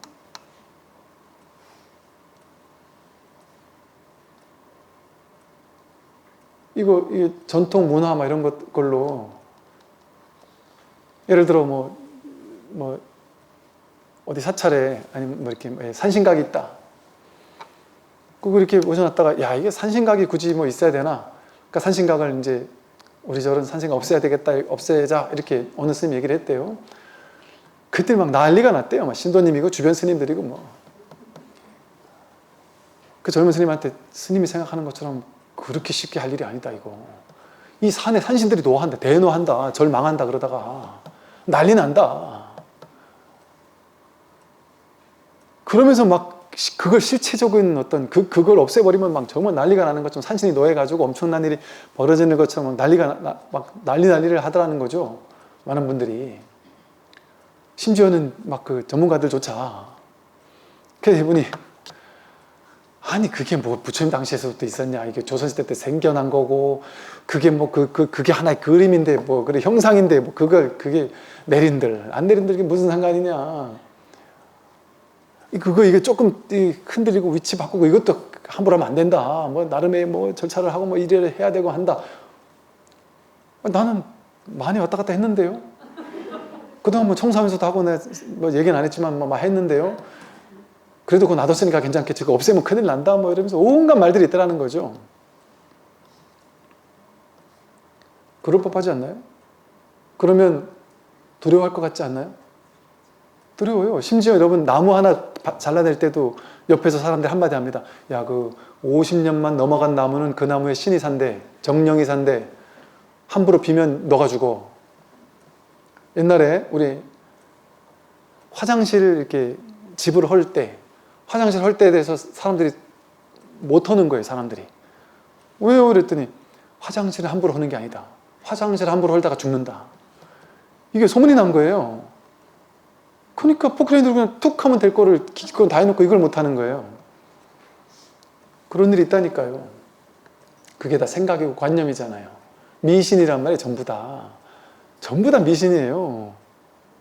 그게 다 상이란 말이에요, 상. 제가 그렇다고 미신을 완전히 깨뜨려라, 그거 다 쓸모없다 이 소리가 아니에요. 남들이 다 그렇다고 공통적으로 다 같이 이렇게 믿고 이러면 그거 믿어가지고 큰 문제 안 생기면 재미로 같이 믿고 그냥 뭐 전통의 일환으로, 문화 전통으로 재밌게 그냥 같이 믿어주는 건 좋아요. 뭐 그 사람들이 수준 떨어진다 이렇게 욕할 필요 없단 말이에요. 그런데 내가 그걸 지키지 못할 상황이 됐다, 그럼 두려워 떨지 말란 말이에요. 난 아니까. 이사 가는 날 손 없는 날 해야 되는데 이 날이 손이 강력하게 있는 날이에요. 내가 지금 북쪽으로 이사를 가는데 북쪽으로는 7일 8일 된 날 가면은 큰일 난다 그러거든요. 7일 8일 음력으로 7일 8일 끝나는 날에는 북쪽으로 이사를 가면 그쪽에 반드시 귀신들이 액귀들이 나와서 나를 괴롭힌다는 거죠. 근데 나는 딱 보니까 7일밖에 날짜가 없어. 그럼 예를 들어 집안에 아내나 부모님이나 누가 야, 이 7일 8일은 될 수 있으면 피하고 하자.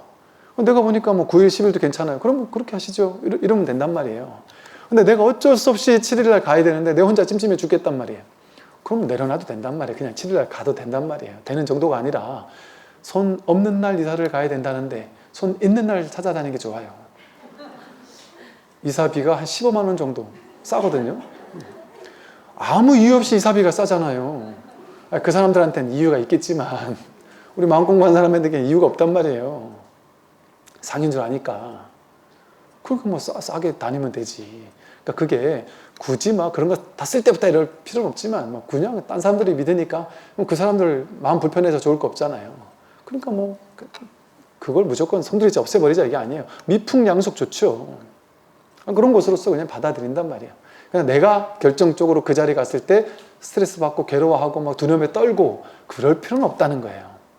거기서 자유로울 수 있어. 자유로워야 된단 말이죠. 마음만 자유로운 거예요. 그게 머물되 머물지 않고 마음을 내는 거예요. 그러니까 다 응해주는 거예요. 사람들의 마음에. 다 인정해준단 말이에요. 사람들이.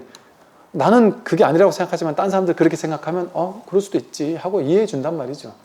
그러나 막상 나에게 그런 일이 벌쳐졌을 때 거기 걸림없이 살 수 있는 자유로움이 나에게는 있다. 그게 중요한 거란 말이죠.